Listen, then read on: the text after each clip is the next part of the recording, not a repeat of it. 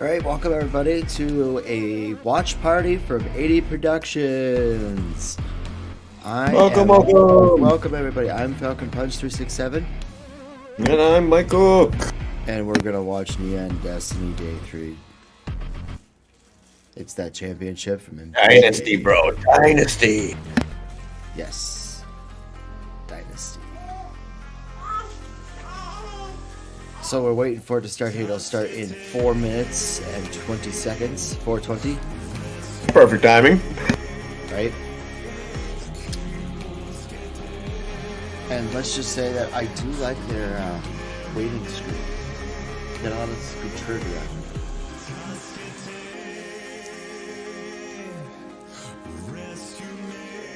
I'm rooting for Jim Davis today. Same Went 15-0 in the Swiss from America. Go Davis. I hope he goes. He was a big-time player on the Star City Games Tour, and we've been to a lot of Star City events. Well, not a lot, but we've been to enough. I've seen him there a couple times and talked to him. He's a really nice guy. Go Davis. Woot.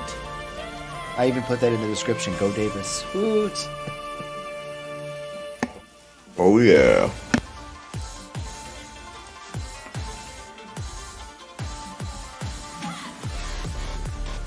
I believe they're starting with Alchemy. Or I don't know if the whole thing is Alchemy. I don't remember. I think the whole thing is Alchemy. Might maybe. Which, honestly, I liked the Alchemy decks a lot more than I liked the historic decks, so. I know there's some probably Jeskai Hinata, which is probably one of the funner decks to watch right now, I think. Casting an 8-mana spell for 2 mana. What is Davis playing? I have not seen any of this. Do you know what he was playing this tournament? In Historic, he is playing blue-white enchantments. And in Alchemy, he's playing Jund Midrain. Jund Midrange, that's good.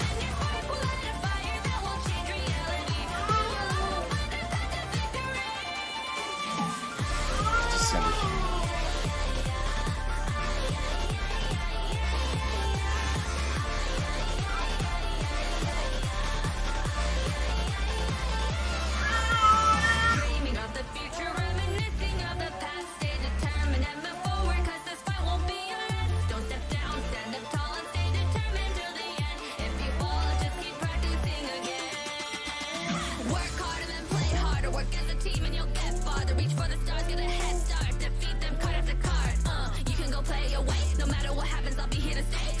Crackling Drake is a 4, right? 4 toughness? I think so. I want to say it's a 4. Why 4? Let's. Somebody playing it? Oh, I didn't. This is the question. I didn't realize it was pushing up. Yes, I believe it is 4. It is 4. D. Hey, we'll say D. Letter 4. Come on.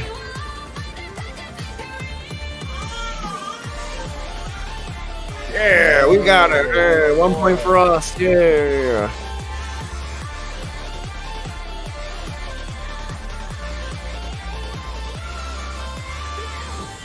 I know that the guy in second is definitely playing Jeskai Hinata because I saw him play Jim Davis yesterday in the first round of day 2.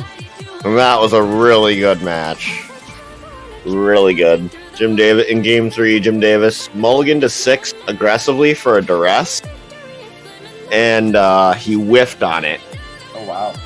So he essentially started at 5 cards and he came back and won that round.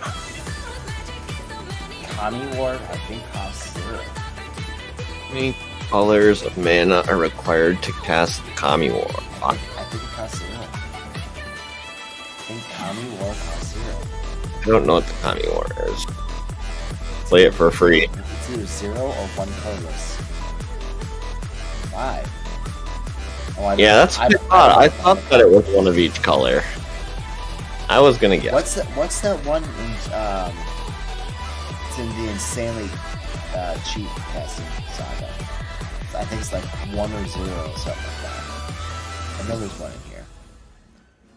Urza Saga?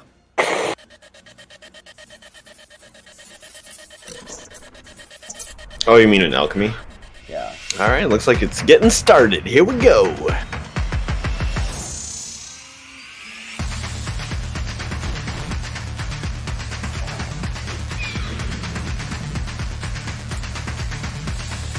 Gird. Out.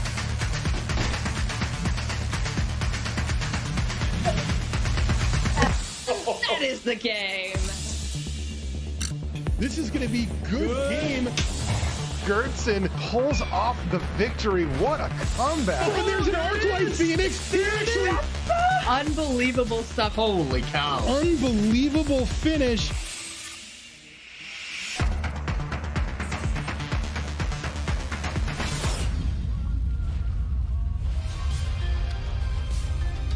Hey everybody, welcome to Top 8 Day here at the Neon Dynasty Championship. We started with more than 230 players and we are down to just 8 who will be battling today for the lion's share of a $450,000 prize pool in double elimination alchemy. I'm so excited for this. One person is going to walk away with the title of champion and 6 more people will earn spots at the World Championship later this year. There is so much on the line. Hi everybody, I'm your host Maria Bartholdi, and joining me here at my virtual news desk, 2 guys I'm so excited to share the top 8 with today. I've got Corey Baumeister, I've got Riley Knight. Corey, this is an awesome day. What are you most looking forward to? Well, you know me, I'm always about those reactions when somebody really hits that big moment. And luckily for this structure, we don't have to wait very long to send someone to that World Championship. So we get to see that kind of stuff right away, and I cannot wait. Absolutely. If you're joining us here this morning, get ready. We're about to send 4 people to the World Championships right away. Riley, what are you looking forward to? I mean, there's so much on the line today. There's all the money that's... Riley Knight is my favorite caster. He's so funny. Else, but I'm most looking forward to seeing Hilarious. the deck in action, man. We're all here to watch some great magic, and this deck, it has won my heart and mind. As a big D&D fan, I love the Venture mechanic, and I can't wait to see how this deck goes. Absolutely. I'm so excited this deck made its way to the top 8 here in our Alchemy double elimination bracket. Let's talk about the tournament format, though, Riley. How is today going to go? How has the tournament gone? Yeah, well, we can talk about the weekend as a whole, actually, and remind ourselves of how we got to where we are. Because today is the 3rd day of competition after 3 days of alchemy and historic, as these players have competed for nearly $500,000 in prize money. On day number 1, we kicked things off with 7 Swiss rounds divided between alchemy and historic. 3 rounds of alchemy followed by 4 rounds of historic. And hey, gentlemen. It was the players that got 4 wins or more. Hey, I'm a watch party. Today, I'm actually watching on YouTube, right? We know the field down I just popped in real quick to tell you, Mike's microphone is very loud, so just turn that down quite a bit. And it was on that day, yesterday, that we made our cut for top. And I will be on in a little bit. I'm just waiting for somebody to come by for a little bit. Now our top 8 has assembled and ready to today. It is a double elimination bracket, as you mentioned, Maria. Alchemy all the way through both the upper and the lower brackets, and then a championship match coming up later on where we will determine the winner of this championship. Yes, super, super exciting stuff. If you missed any of the action yesterday, Turn down for what? Hits in our feature match area, don't worry, we've got you covered. Here's a recap.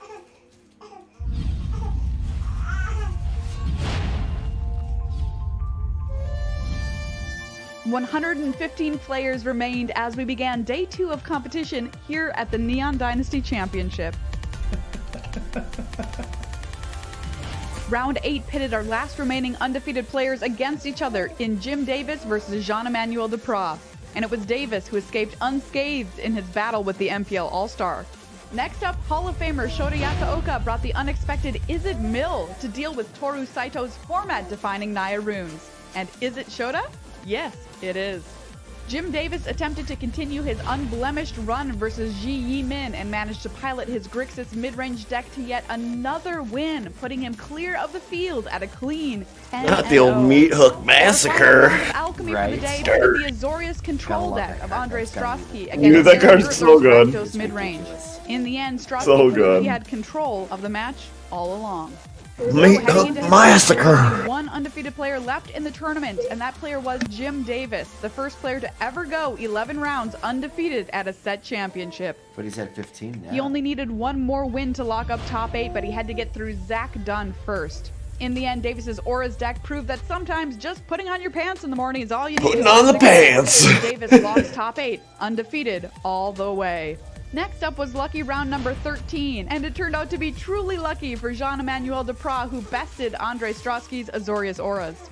Still, only one person was locked for the top 8. We needed to find Jim Davis 7 competitors. Magnificent. You love to see it. So back to the battlefield we went.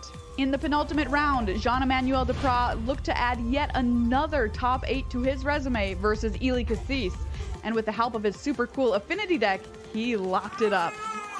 That meant that 2 people were in our top 8, and we needed a whopping 6 more to join them in the final round. One of those 6 ended up being Ji Yi-min after completing the very difficult task of besting Hall of Famer Shota Yasuoka. So with all of the Swiss matches in the books, it is these 8 players moving forward as they chase the chance to begin a dynasty of their own and claim the title of champion. Hope they lead on Jim Davis better. Yeah, I hope so too. What an awesome day of competition we had yesterday, teeing ourselves up here for another great day with our top 8. Thank you so much for joining us. Well, let's meet our top 8 players. They're going to introduce themselves to you right now.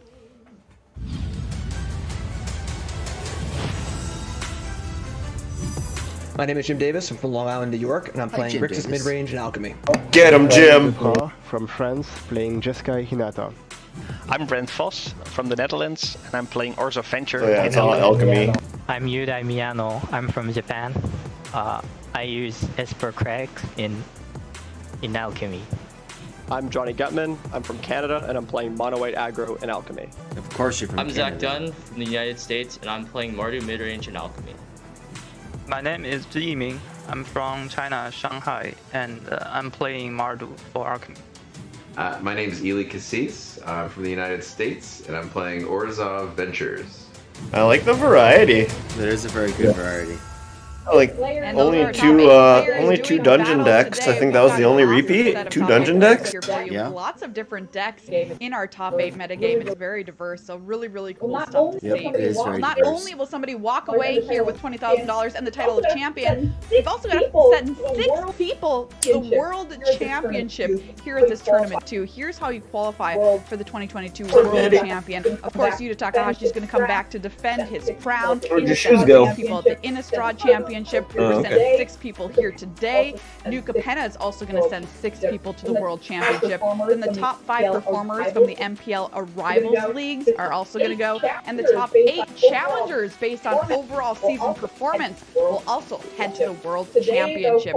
Today, though, Corey, is a huge day for 6 players. Oh yeah, absolutely. And it's going to be a huge moment, well, coming up right now. We're going to be sending 4 players to the World Championship this round, so don't go get a snack or anything. You're going to be missing all the action. Yeah. That's right. This is a hugely important part of the morning, so if you got up early to watch this, you did it right, because it's super, super exciting. The World Championship, of course, the goal of any player who plays competitively in Magic the Gathering, and for those players are going to achieve It's gonna take 4 hours to get those 6 people, but don't go get a snack. You might miss something. Take a look at the matchups coming up for upper quarterfinals. That's why you have a Jim pantry Davis underneath your versus desk. Eli Cassis, Yudai Miyano versus Johnny Gutman, Brent Vos versus Zach Dunn, and Jean-Emmanuel Duprat versus Ji Yi-min on Mardu Midrange. And like I said before, you can see all those various different kinds of decks. Oh, actually, they might run all these games at the same time.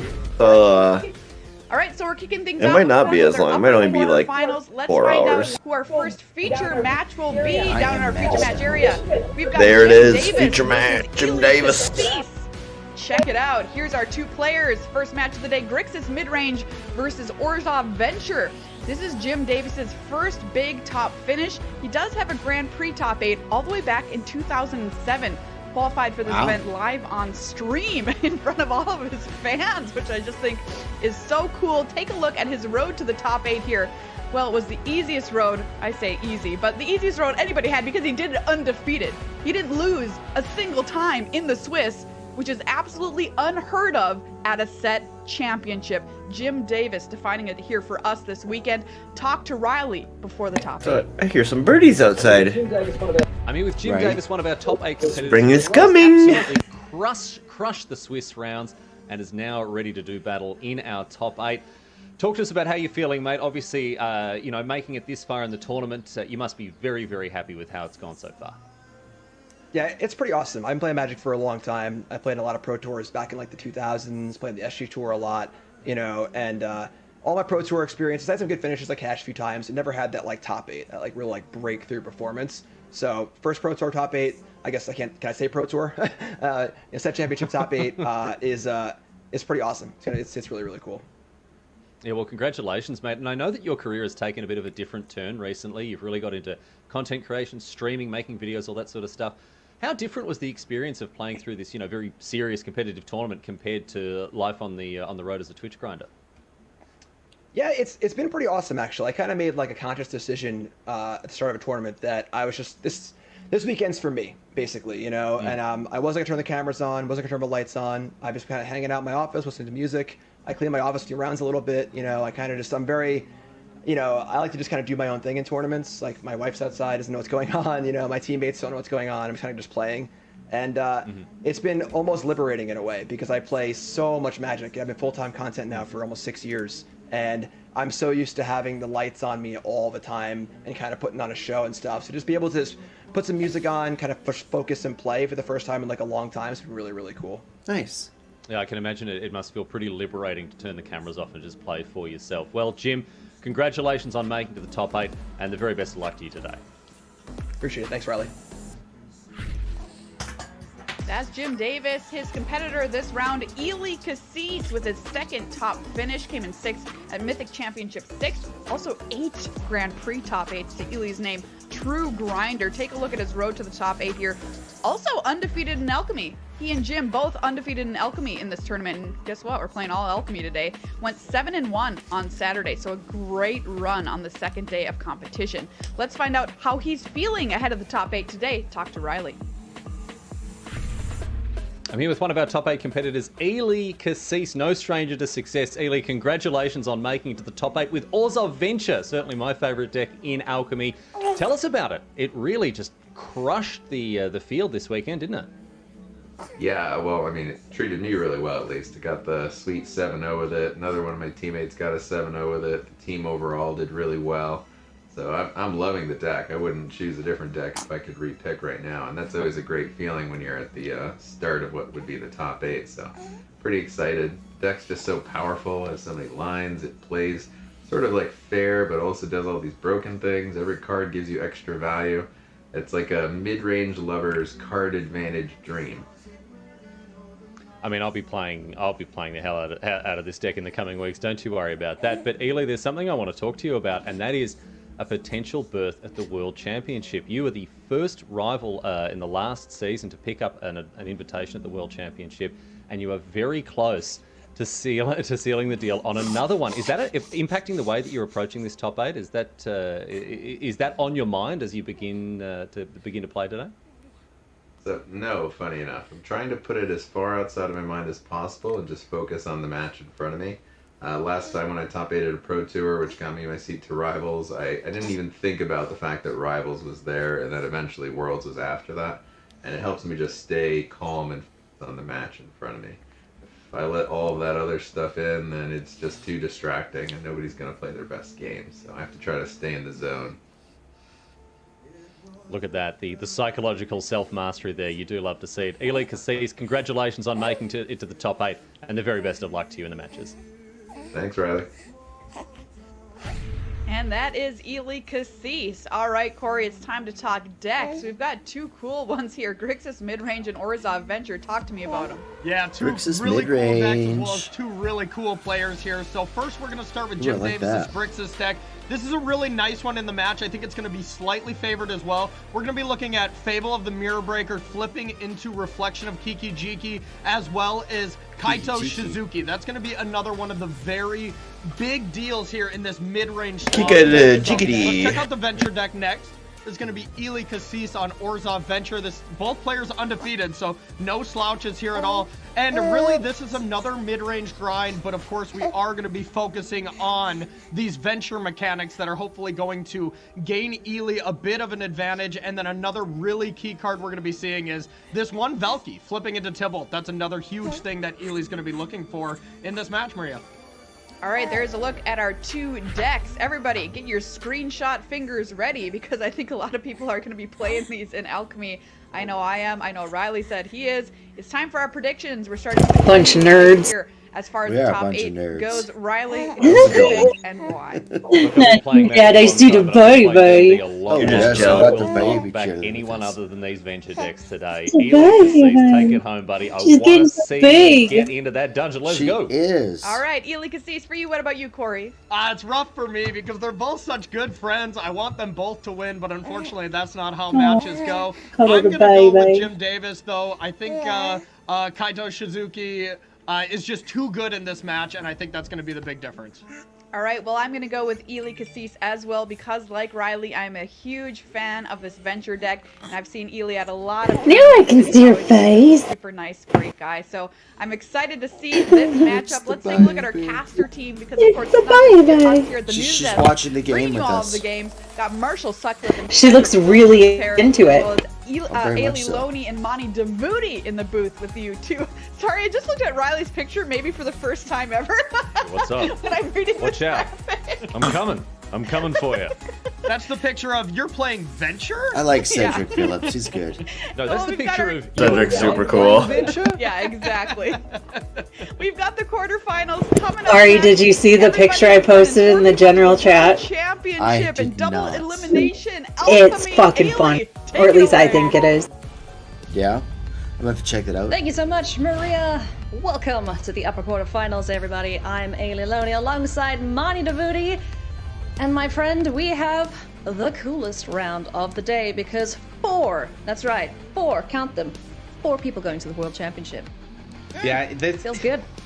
It's rare that you get to kick off the day with matches that have so much on the line, and getting to do it on a Sunday, I am just stoked, especially getting to watch a battle of the all New Yorkers playing against each other. Thanks, this Haley. is Greetings just for the really like. fun to watch, and I'm just so excited.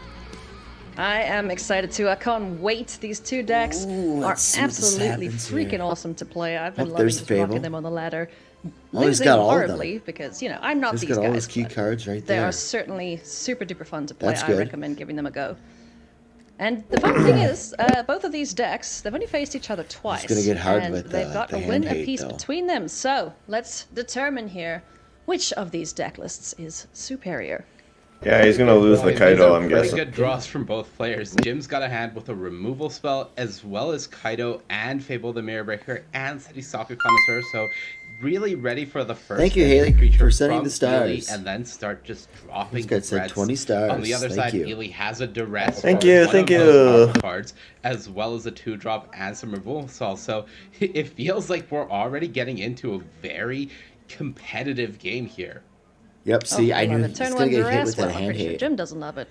But a couple of options here. Flame Blessed Bolt would be the immediate answer for the Triumphant Adventurer that we see in hand for Cassis, but Kaito Shizuki, Kaido, that's we've what I seen this guy thought. put in some work, and Yeah, that's going Kaido to would be have been the pick there for Ely. the best one. Yeah, I think the ability for Kaido to just snowball the game away from him is just too threatening for Ely to just let it go. So we do see him prioritizing the Planeswalker, which makes a lot of sense. This Triumphant Adventurer, yes, you want it to live, but ultimately it's not going to make the biggest deal in this mid-range v mid-range game. Typically you expect mid-range mirrors to go somewhat later into the game. There's going to be a lot of removals exchanged back and forth, so any individual creature is not worth protecting that much with a card like Duress in that spot. Yeah, you certainly want to get the higher upside card, and this powerful 3-mana Planeswalker is certainly that. If Ely is able to get an attack in with Triumphant Adventurer, he'll be pretty stoked about it. Because on turn 3, I don't know, Jim may be more incentivized to go for this Fable the Mirror Breaker, get that rolling. Yeah, absolutely, and we do see that now Jim is able to make a choice whether he wants to remove this adventurer before Ely is able to go into the dungeon, use the Harvester, and then just draw Fable onto an empty board, which always feels amazing. So there's our little goblin shaman that makes some treasures that'll help accelerate Jim's mana development. Plains is the draw here for Cassis. Still has 3 pieces of removal in hand. March of Otherworldly Light has just been an all-star for the decks that are playing it this weekend. Precipitous Drop, sure, can take care of this little gobbo. There's also a Hagra Mauling for later on down the line. Yeah, all 3 removal spells live this turn to deal with the Goblin Shaman, depending on what Ely wants to use. March, the only one of the 3 that is able to answer Fable of the Mirror Breaker while it hasn't flipped into Reflection of Kiki Chiki. However, Ely's a mana short this turn of doing that, so Jim at least gets the guaranteed second chapter, which I'm sure he's happy about. And now with Nadar and the top of Ely's deck, we do see him scry that to the top. I think there's some incentive for him to just remove this Shaman, not let the board snowball, and then be able to get Nadar down and start pressuring that way.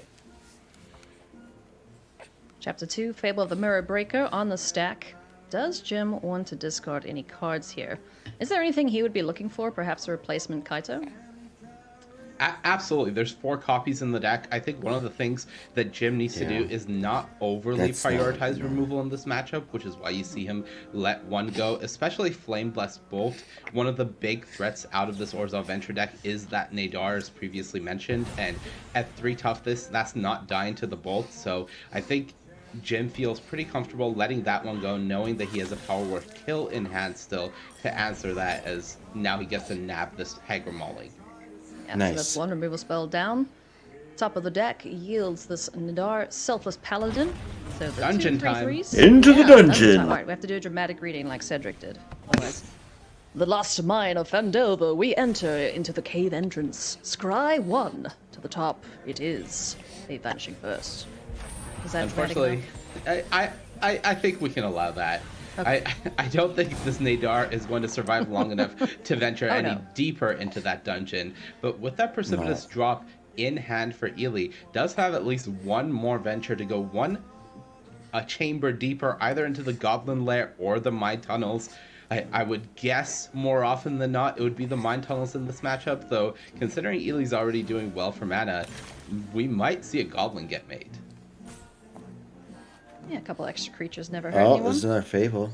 As we see the blood token sacrificed there. Another Fable of the Mirror Breaker in the hand here for Jim Davis. Could play that. Yeah, another Fable. I think you copy the 3/3 and swing with both. Ely, so an answer for it already available. Yeah. Ely is able to clear off this. I'm gonna start applying pressure. The Precipitous Drop in hand if he wants, and then draw the Vanishing Verse. So he can cleanly get rid of these, but the City Stock Connoisseur is still there as a 3/3 Death Touch, so Nadar doesn't get any free attacks at the moment, which is unfortunate. We might make a token to block. Oh, Breaker. We might see Nadar jump in the way of that City Stalker Connoisseur, knowing the shenanigans that Kiki Jiki, well, the reflection thereof, can get up to with a City Stalker Connoisseur. Vanishing Verse is an answer for the reflection on the board, so that'll get rid of that fun little copy friend. In fact, it's going to be Precipitous Drop, so venture further we shall. What's it going to be? We're making a Goblin. The Goblin Lair. Yeah. Gotta do it dramatic, come on, Monty. I don't know if I can do it justice. You know, I think Cedric has just set such a high bar that if I tried, it would just be like a mere imitation, and I'm just not about that life, you know? All right. Don't play D&D with us, it's fine. Our Selfless Paladin gets in for 3 points of damage. He's almost through this dungeon. And when he is, this team is getting a big old buff. Yeah, and you see Ely wants to play the land here because if Jim goes for another copy of City Stalker Connoisseur, if Ely uses that Vanishing Verse, he'll be forced to discard the land. So just develop the mana and set himself up to be essentially safe against the Connoisseur. Something that is really interesting here is I think Jim showed some amount of disrespect for Nadar, just allowing Ely to go further into the dungeon and set himself up for these future turns. Now he has a 2/2 Goblin, so that creature actually somewhat matters because it's a viable blocker, and definitely it feels like this Nadar has already given Ely some advantage that you wouldn't normally get from a 3-drop in this matchup. So a couple of decisions here. How do we want to remove the Selfless Paladin? It's going to be Voltage Surge, sacrificing that blood token to get the 4 points of damage here on Nadar. So no more venturing for you, Power Word Kill. Could also clear out that goblin if he token. wants to. Yeah, I think at this point Swing Jim for wants to 5. start snowballing, get some Swing damage. 5, get a 5 is treasure. definitely a decent amount. Considering your opponent's at 17, you do have a creature land available to you in the Hive of the Eye Tyrant. And Ely's only on 1 card. You also have Fable of the Mirror Breaker flipping next turn. So with Ely only having 1 card in hand, Jim is sort of Attack presenting 5. too many axes of attack. Gonna And kill now one. Ely might He's be gotta forced kill to 3/3. use this Vanishing Verse on the City I Stalker would kill Connoisseur to save 3/3. some life, Yeah. rather than the Fable of the Mirror Breaker. But by letting the reflection of Kiki come onto the battlefield next turn, he's essentially saying, if you draw any of your creatures that are good with this, whether it be Connoisseur, top deck. Townraiser Tyrant, whatever it may be, They I'm both going to are. be in a lot of trouble. Yeah, we're in top deck mode now for both players, as we find a Mountain and a Triumphant Adventurer apiece here for these players. There is the reflection of Kikijiki, and I think we're going to get some Hive of the Eye Tyrant attacks in here. Yeah, looking at the status of Ely's dungeon, Yeah. he does have 1 chamber to go, so Yeah. if the adventurer attacks, Ely is going to draw an extra card, and adventurer notably does have first strike on Ely's turn, so Jim won't have good blocks on it. So I think it's a matter of, I'm going to put as much pressure on you as possible, and assume that because you have no cards in hand, you don't want to block with this adventurer, so I'm going to get rid of 1/3 of your life total in this attack. Hive of the Eye Tyrant exiling on attack. It has menace, so no danger here for it. And the little 2/2 making the treasure on attacks. Bluff him out. Yep. What is the draw here? It's an Archon of Emeria. Alright. It's not the worst, but let's see what else we draw here from the Triumphant Adventurer. Completing the Temple of Dumathuin. Ooh, that's a pretty nice one. Ooh, that's a good one. Okay, Sorry, reflection down. Kikijis. Away you go. Yeah, Jim doesn't like that. 2/3 blocker also available. Obviously, Ely sequencing that in a way where he gets to cast 2 spells. If he had gone with the Archon first, that would have been pretty sad. But now he gets the 2/3 blocker down and a Connoisseur. He's going to have blockers for the Hive of the Eye Tyrant next turn. Big whammy from Jim. And Play the Fable.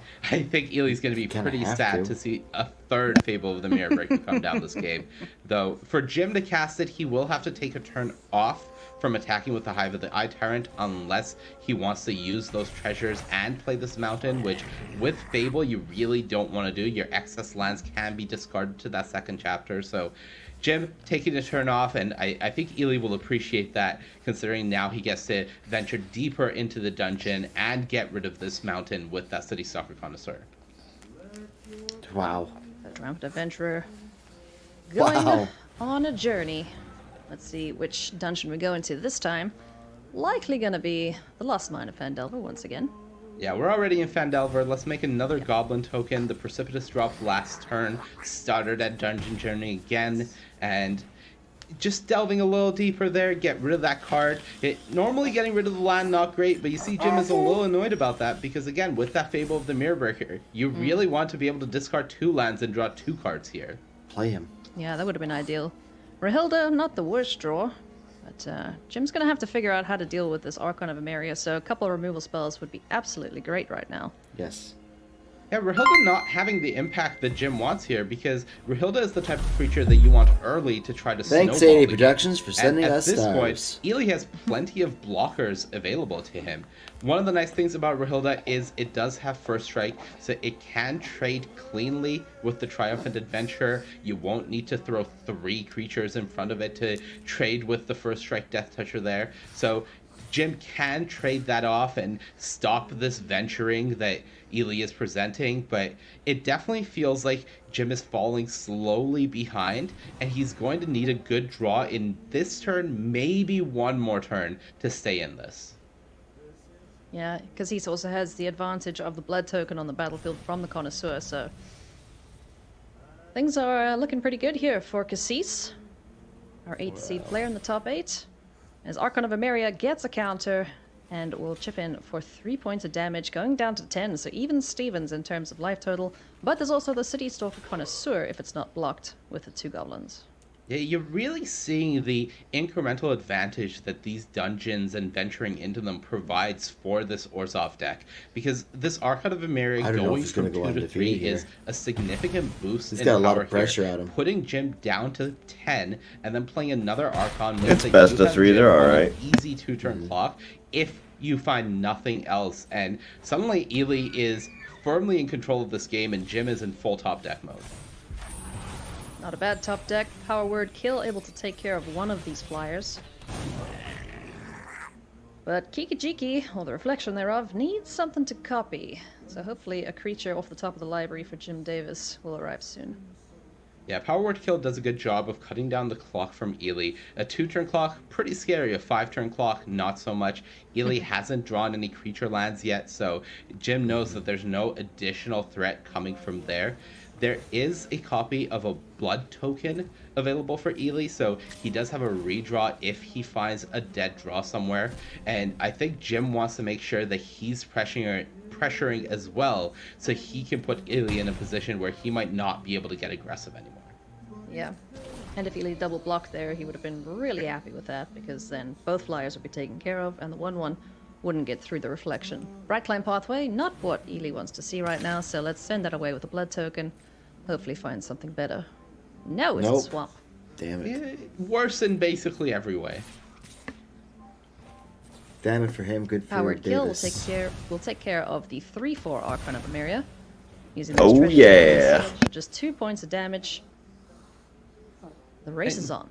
With that land draw, Jim is actually ahead. He's winning in the race. He's got 5 damage on the board here alone because Reflection of Kiki-Jiki can just attack. There's nothing that says you have to activate kind of scared that Eli. And that 1/1 Goblin is not doing much to block here. So really we're seeing how much just missing on draws 1 or 2 turns can affect this sort of mirror, this mid-range mirror here in the different decks. And I think for Jim, this is the question of, do I want to just get fully aggressive or do I want to be as safe as possible and just pass for a turn, abrade this Archon of Emeria, and I really like getting aggressive. Ely's not showing you any strength. Yeah, I would totally abrade and swing here. Yeah. Yeah, Jim is at the beginning of combat looking at the list saying, You want to get how rid of do him you as soon as you punish me possibly here? can. Because most in a of the position right cards now where in Ely's deck he would have it would be played most there, beneficial and to do there that. isn't that much instant speed removal available for the Venture deck. I love this line from Jim Davis, just essentially forcing Ely Cassis to have it, and as we can see, Ely doesn't have any. Yeah.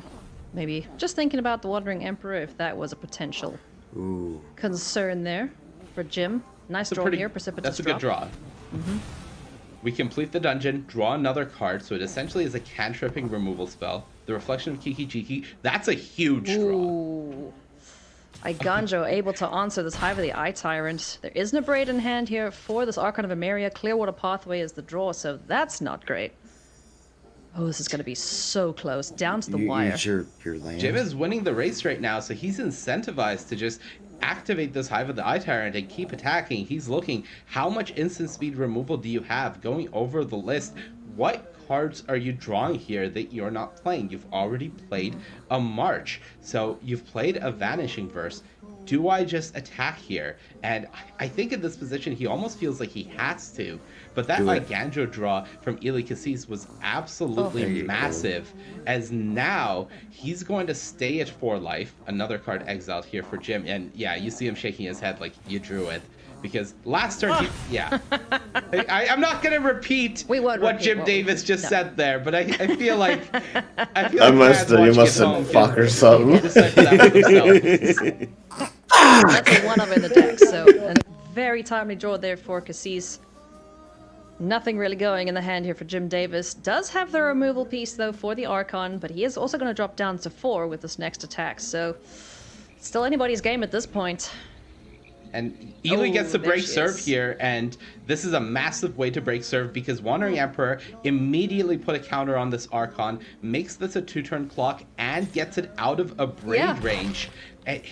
I would have loved to do that in Ely's position, Duress him. As is, Duress him right still now. okay because Jim can't. He's gotta force this. And He remove has this to. Archon this He's got turn. 2 cards He'll in hand. have He has to remove force him Archon somehow. on Ely's turn, so Ely will get to respond to the Duress, duress with which Wandering suits He's Emperor gonna flash and an still Emperor, though. activate it. So this is still a great position for Ely because he's regardless of what Jim does. If he leads off with a Braid on his turn, which he has no reason to do, then he'll just walk right into the Wandering Emperor. And yeah, this is just absolutely devastating for Jim Davis. In response to the activation from the Emperor, though, he can abrade the Archon, yeah?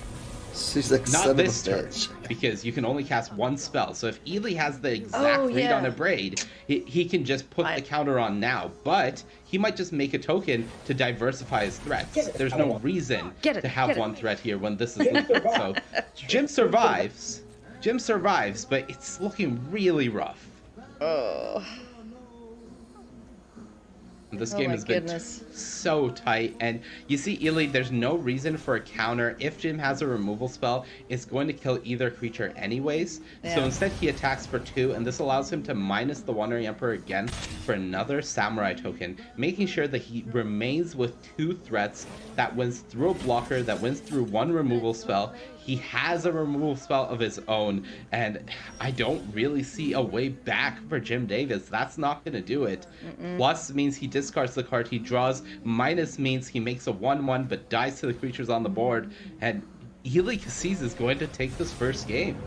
Man, that Wow. was so incredibly Damn, what a close. game. Wow. Shizuki is going to do his best, but That's that's good. going to be all she wrote for this game here in this upper quarterfinals. The very first one, powered kill, gets that out the way. And we're going to see Ely Cassis pick up the first game here. Come on, Jimmy boy, bounce back. Cucumber. Yeah, Bounce back, you see just Davey, a bounce back. small breath of relief, because I think Ely understood it as well as we did. There were multiple points in that game where it really felt like one player was about to win, and then just that precipitous drop into Iganjo He's turn not dead, was Jim. just the absolute massive game changer. God damn it, Jim, I'm a doctor, not a So poor close, man. But so far. Let's take a look at the sideboards here, what decisions these players are making in this mid-range mirror. Talk to us a bit about these choices. Well, as mid-range mirrors typically go, you want to go over top of your opponent. So what we see from both players is a nice Damn it, amount Jim, of removal you're a being magic boarded player, out. not a foozy. 1 drop, a power word kill, mauling, march from Ely, as well as all the Archons, because you don't really want to be limiting yourself to You 1 got spell this, a dude, turn come on. in this matchup.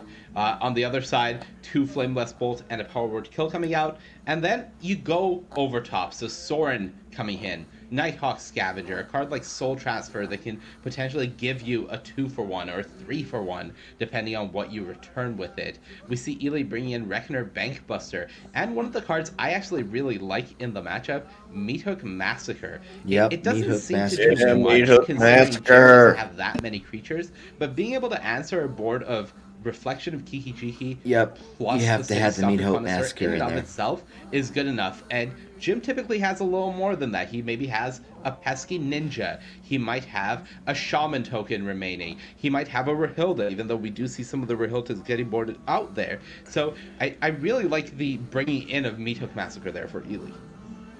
Yeah, just being able to answer the entire battlefield. It's which a very similar I'm matchup. pretty sure Jim Davis almost. would have It's loved just to have more drawn on that wipe last and turn there control. just to get those creatures off the battlefield. That's all that is.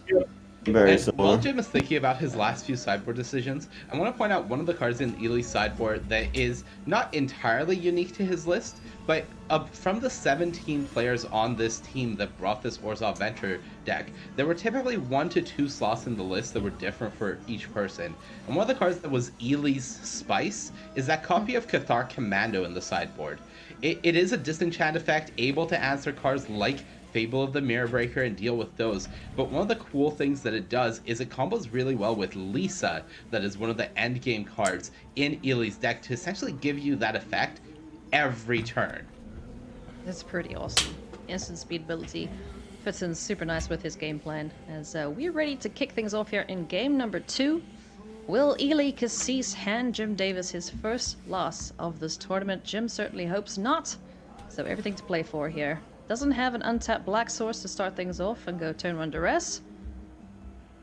Forsaken Crossroads. Are we going to get the scry? We are. There's a precipitous drop on the top. Doesn't often go turn under Keeps it on top. I think drop looks pretty good here when you're on the draw. You want an answer to a potential turn 2 Rahilda. You want an answer to that Fable the Mirror Breaker, to Kaido if it makes a ninja. And unfortunately for Jim, he has the duress, but he sees a hand of mostly creatures, and that hand lines up pretty well against the hand that Jim Davis has. Jim's hand is good, but the big problem with Jim's hand is it gets threatened very easily and doesn't answer those 3/3s well. That Voltage Surge, only 2 damage. Yeah. Really needs to find one of the creatures that create the blood token.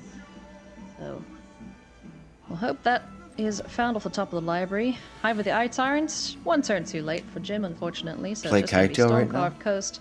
Now, where do we go from here? Well, I think you play Fable. Time or I think I would have played Fable there. It's got to be Kaido. You know, Because you have to put the pressure you know that on. Ely can pressure through a Fable. Well, it gives you a unit. You know, well, I mean, when you duressed him, he didn't have any removal. You took his only removal. During his turn, given what you know about his hand. So I think you play the Fable and get it going, so that the next turn you can attack and then play the Kato and plus it and not have to discard. To his curve, because you see he has 3 3-drops in his hand. He really doesn't want to be using his 3rd turn to play a 2-mana card. So now you're guaranteed a point of damage and an extra card draw, and if you can find an untapped land, you can lead into a Town Razor Tyrant or a Sorin, both of which would be pretty good here.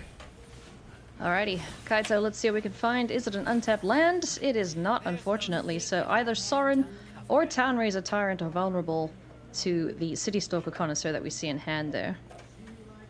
Now would be definitely the time to not a bad draw for Jim. It is another threat that he could develop here for 3 mana rather than playing Scavenger. Mirror Scavenger's Breaker. good. It is a blocker Oh, for that no, Great it does. Trespasser. If It's got Death Touch, nothing else. lifelink. So he is able like to a Nighthawk. protect Kaido this Nice. way, as we do see Ely does not have a removal spell for the Nighthawk Scavenger. So now it's a question of how badly does Ely want to pressure this Kaido? Does he want to trade the Trespasser? Does he want to 2-for-1 himself to get rid of the Scavenger? And it feels like he's willing to trade Graveyard Trespasser for Nighthawk Scavenger, given he has a follow-up in the Connoisseur and get the highest cost card out of your hand. So those creatures will trade. Death Touch doing its job. Filling up the yard there, but Ely won't be too sad about that, considering there is a 2nd copy, but it's City Stalker Connoisseur time. And now let's see what hits the graveyard. Is it going to be Sorin or Town Razor Tyrant? What do you value more here, Monty? I value the Tyrant, I think. I typically value Planeswalkers a lot in this mid-range matchup. But Sorin still but wouldn't be a Town Razor bad Tyrant choice. is just so No, tempting neither. to They're both pressure good. your opponent when you know. But the they 4/4 can flyer, I think, is do just it. better And here. A 4/4 body, really relevant against the 2 3/3 creatures that are in Ely's hand, so I would be keeping the dragon. Yep. Also, Town Razor Tyrant would be able to target the Hive of the Eye Tyrant, so if Ely was planning on keeping that around, he might have to change that full process. Kaito finds another Clearwater Pathway off the top of the library here. Unfortunately, no 3rd red source, so Jim's not in the position where he can go Town Razor Tyrant and keep up the Voltage Surge. Yeah, and hasn't found any creators of blood yet, so isn't able to use the Voltage Surge for its full potential anyways. And now we get to see Ely ask the question of Jim once again. Do you value your dragon more, or do you value your Kaido more? I would guess the answer is Kaido, but this is a position where Ely has the Death Touch creature, so the power of Connoisseur continues to shine because he really puts Jim in the spot where, yeah, I have this 4/4 dragon, but my Planeswalker is more important. And now Ely gets to finally play this Precipitous Drop with 5 mana, so able to play a 3-drop behind it as well. I believe we might see Nadar now, as that would bring a 1/1 Goblin with it, so you get to diversify your threats. And yeah, it slightly, for a moment, thinks about a different dungeon, but yeah, I think we're just going back into Phandelver here. I don't know. I don't think this is going to look good for Davis. Phandelver, the cave entrance. We scry 1. Is that duress worth keeping on top? Contemplates Concise and says, nope, back to the bottom you go. And here comes the Selfless Paladin. Yeah, let's go into the Goblin Lair, diversify our threats, make a 2nd attacker just in case. Fortunately for Ely, he has cleared off the ninja token, so Kaido doesn't just get a free draw this turn unless Jim really wants to activate the Hive of the Eye Tyrant and get an attack in with it. So this is looking pretty good right now for Ely.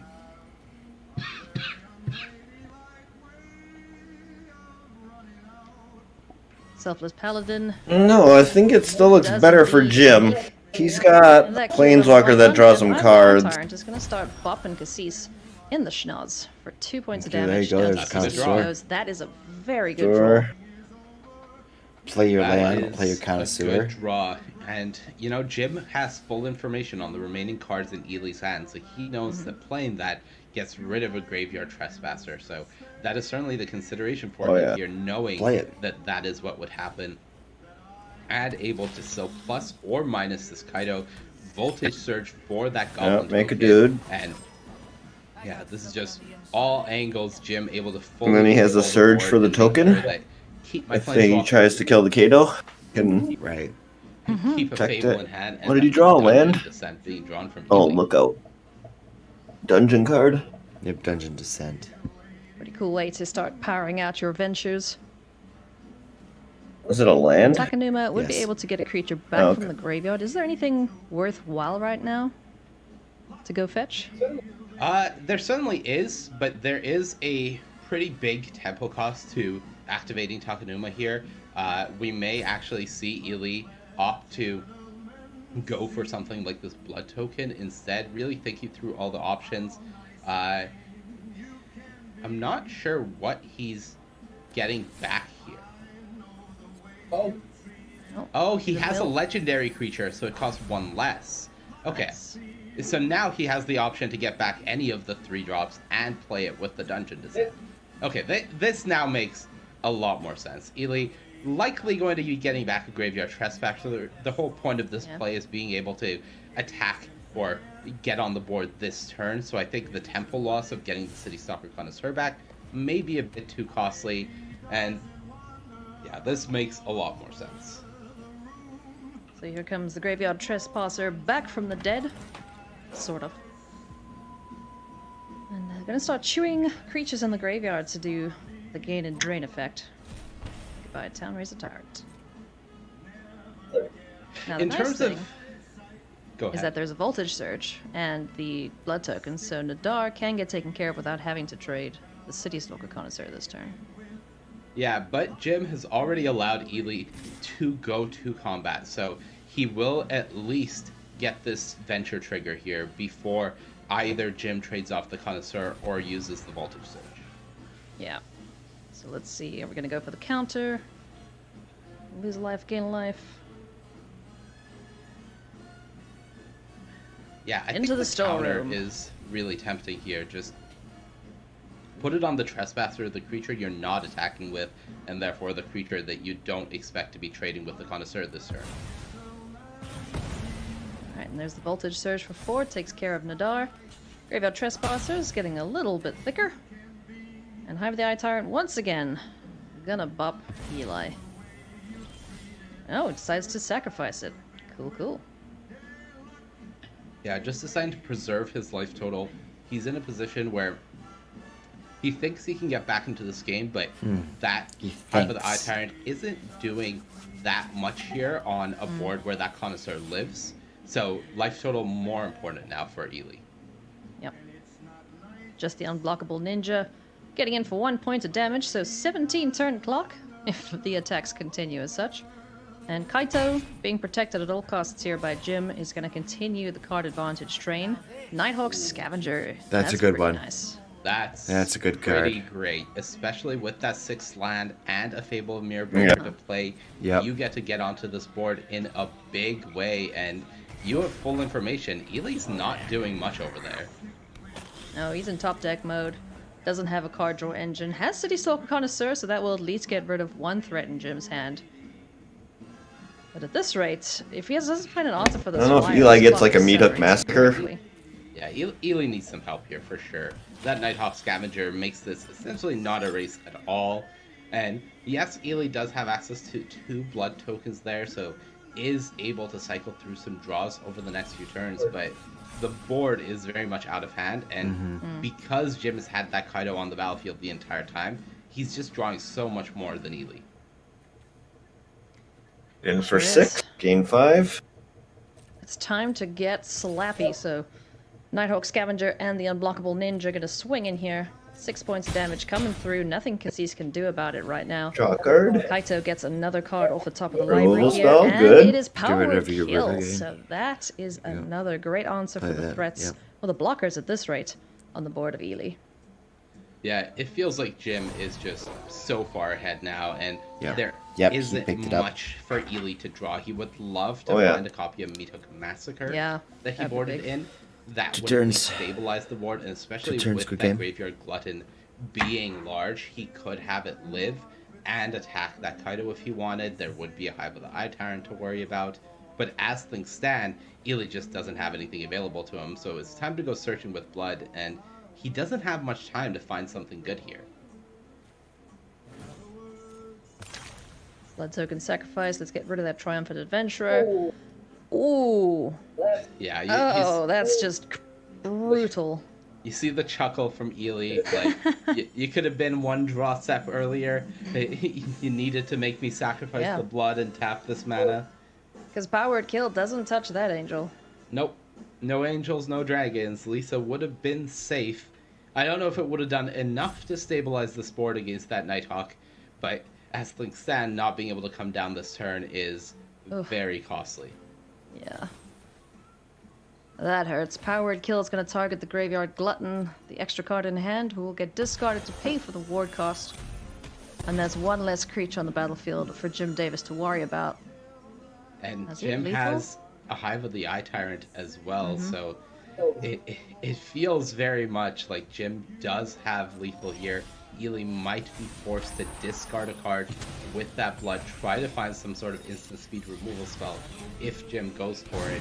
And we saw Ely board out a decent bit of his removal, so that's not an easy He's got lethal. I'd animate the land, make a copy of the Going 5/3. for the all-out swing here for Jim. Swing. He's going to be patient with it.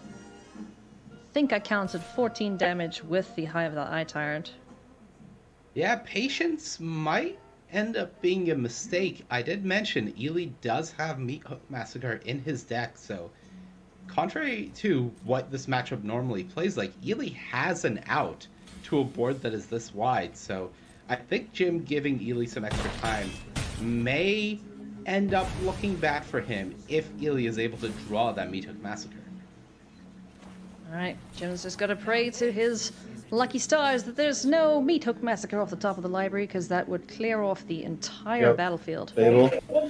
And gain Ely life. You already got a land to loot.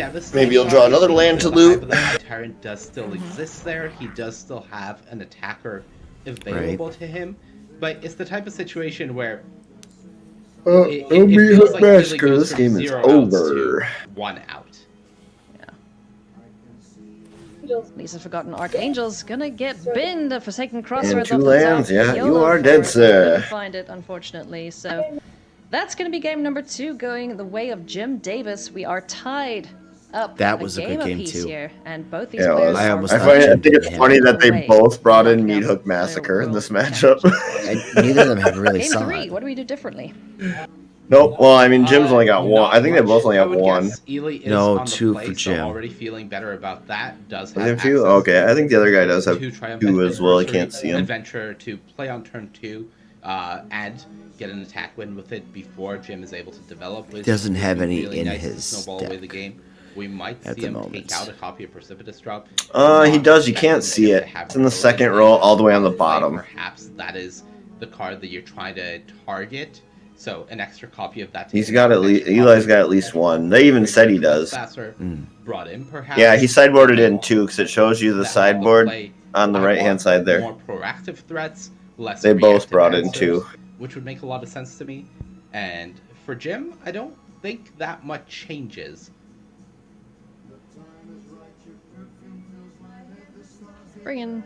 Keeping in, I should say, the cards we saw sideboarded in after game 1. Sorin, the Nighthawk Scavengers, which seem excellent in this matchup.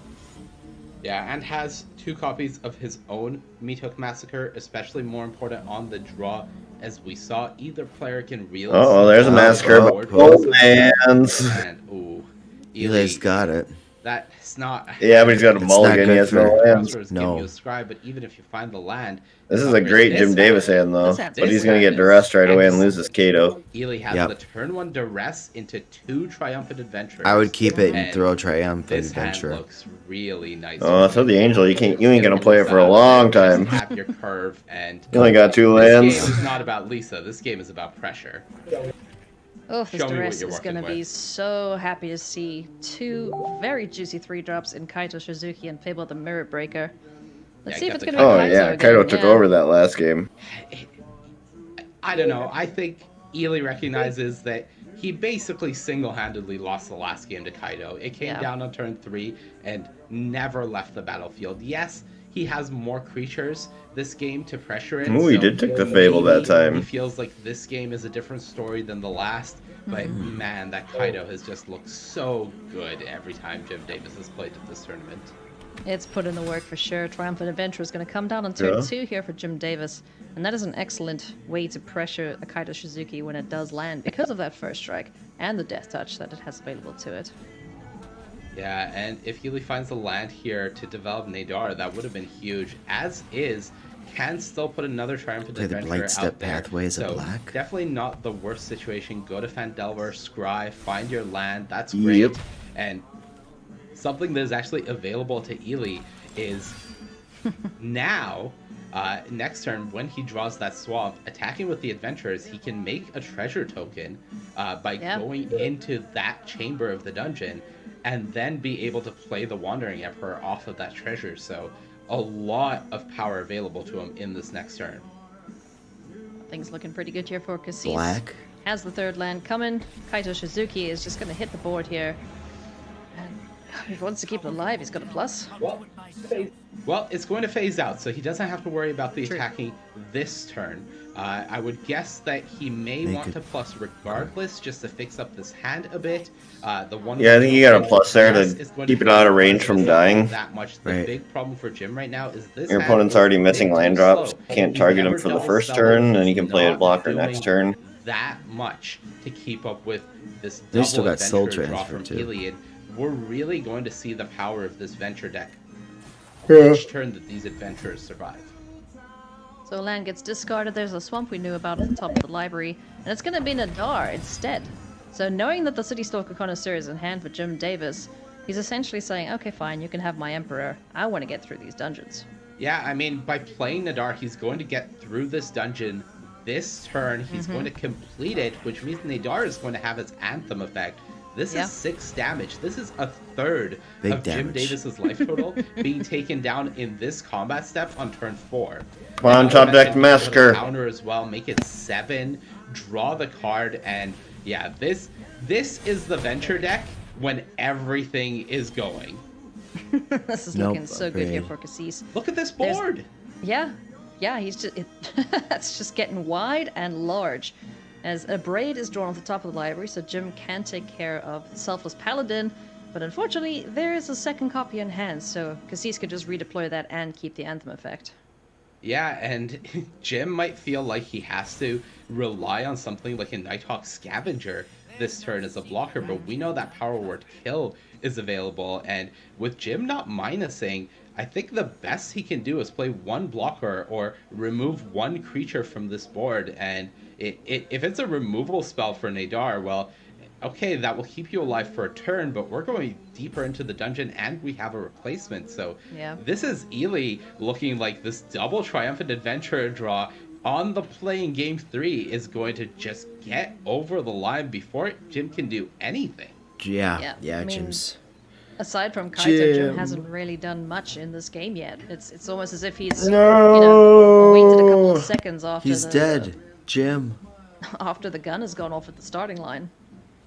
And I think this explains why Ely chose to leave Jim with the Kaito rather than the Fable of the Mirror Breaker. If Jim was able to sort through these cards and maybe find something that does more or is cheaper so he's able to keep up with this curve, this game might look differently. Especially if Jim had that Shaman token making treasures on attack and then using those treasures to remove Nadar, for example, and just make sure that he's getting more spells in.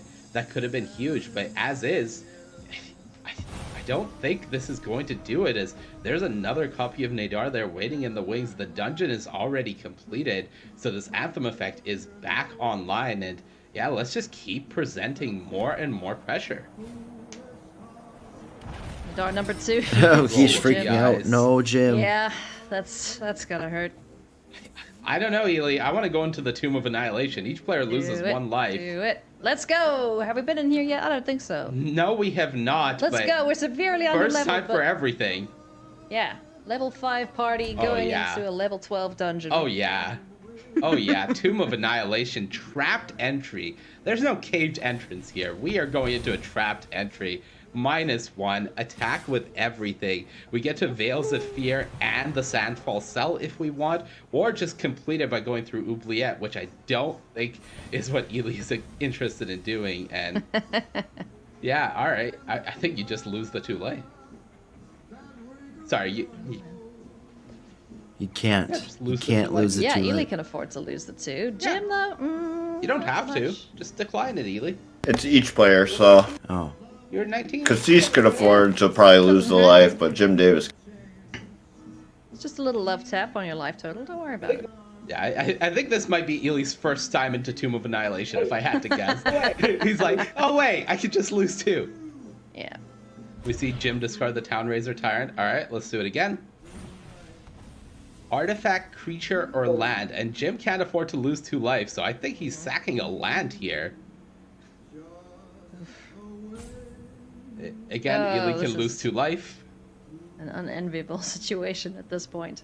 Yeah, and sacrificing a land is massive here, by the way, because Jim surviving through this attack would be Jim drawing to MiKoch Massacre, potentially.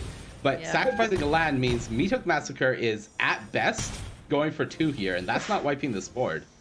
Oh, you lost. Wow. Damn it, Jim. Wow. Shoot. This Orzhov Venture deck, Ailey. This Orzhov Venture deck. We bow to number 8. It's pretty cool. I am a huge fan, but it's honestly just amazing to see these rebalancings have such an impact on this format. We see this Triumphant Adventure, just the minor tweak from 1-1 to 2-1 is such a game changer, and Ely Cassis is going to the World Championship. He is. Oof. Easy as pie. Well, at least he made it Wow, look what a like round. Ely Cassis locks up the first spot that we're giving away this weekend to the World Championship. So he's going to have to feel really, really good about that. Yep. Jim, good job, commiserations, Eli. first loss of the tournament, but he's a not good one out to of it. watch out He'll for, drop too. down into the lower brackets Yeah. and still be able to fight for his life. Monty, any final thoughts on that matchup? That was really cool.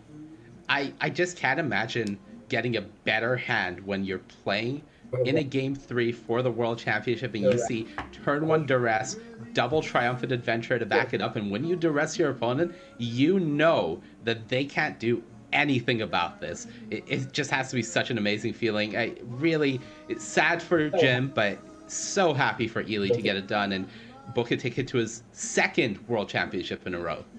Heck yeah, you love to see it. We still have 5 more spots to give away, friends. So let's see who's going to be next. Let's go find out from Maria what we're going to see on this. Hey everybody, coming up next, we've got Johnny Gutman versus Yadai Miyano. Esper Cleric? Johnny's going to be playing a bunch of little white Mono white creatures and aggro. trying to go White super meanie. wide and attack for the win.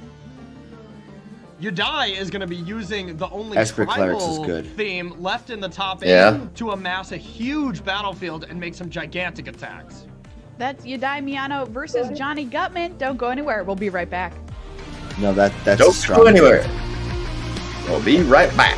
If I had to put my money on it, I would put it down on clerics. Esper Clerics. That's just way too good. They're going to be back in 3 minutes. I think that's a great time to take a 3-minute break here. Refill your glasses, take a pee break, whatever. I'm doing it. All right. Let's do weird. Get a snack. Chex Mix. Do I start the fire first? Do I look to the past or do I look to the future?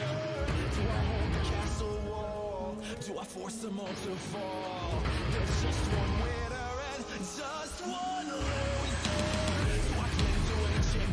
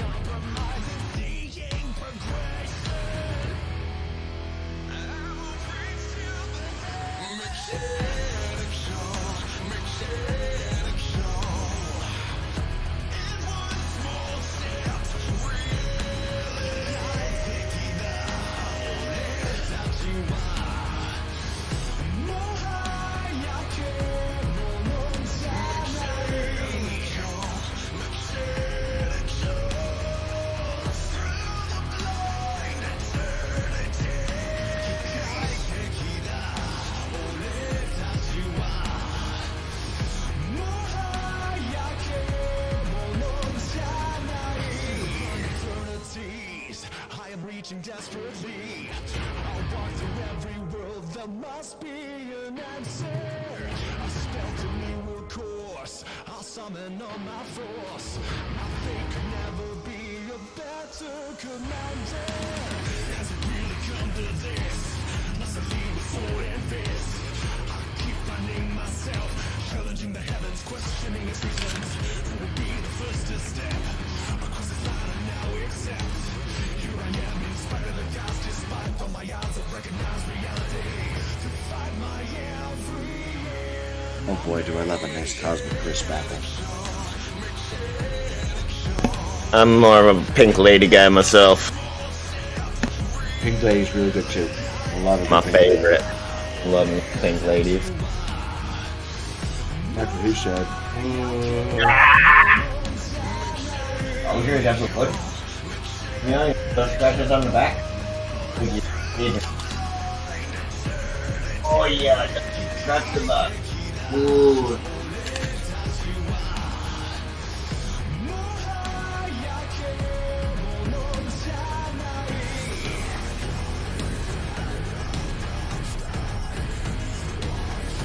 Come on, Double D, join us, man.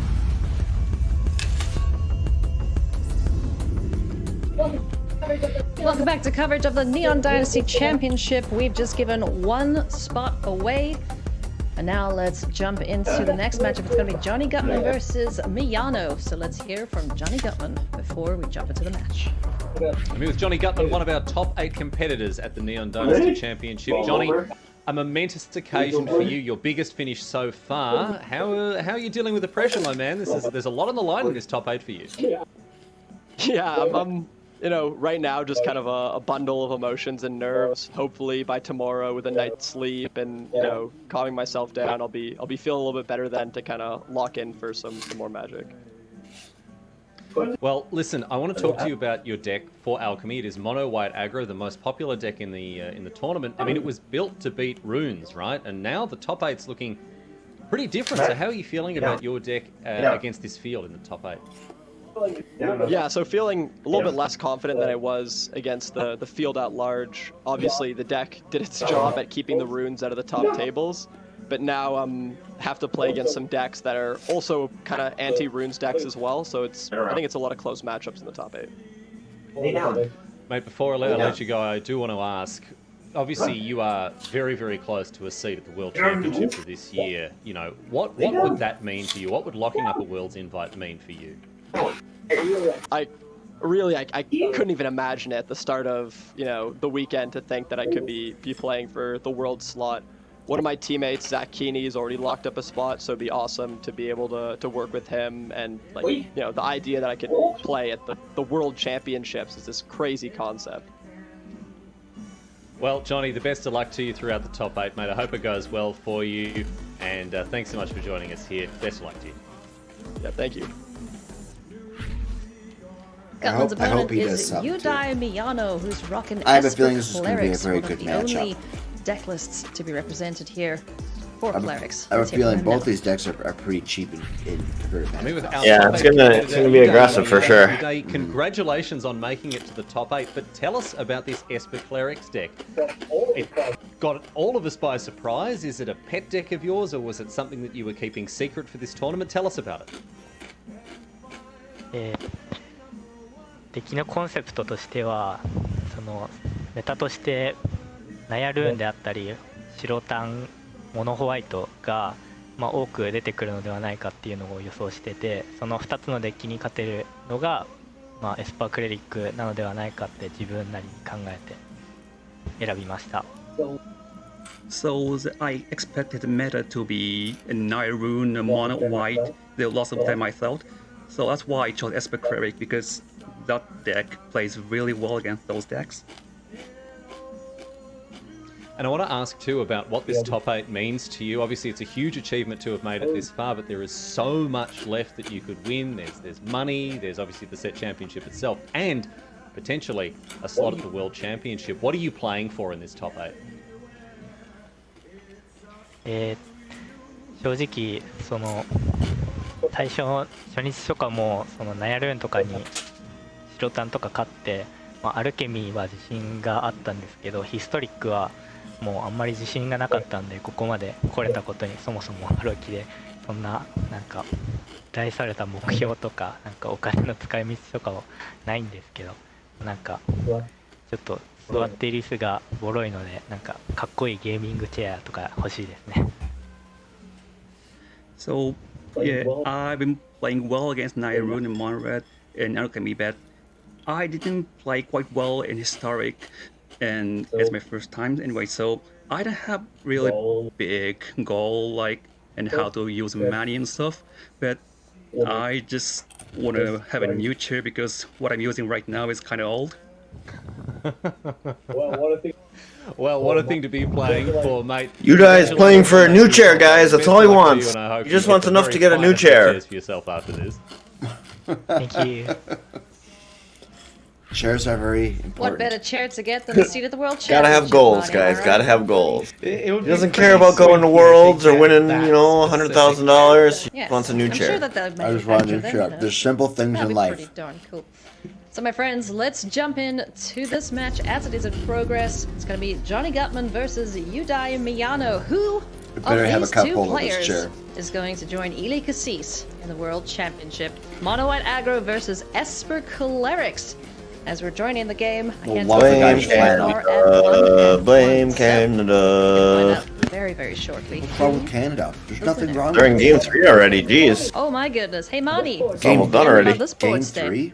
Very in progress. Oh And my Italy, god, look at the you know, weenies, there's so He's many! played Mono White Aggro 3 times this weekend.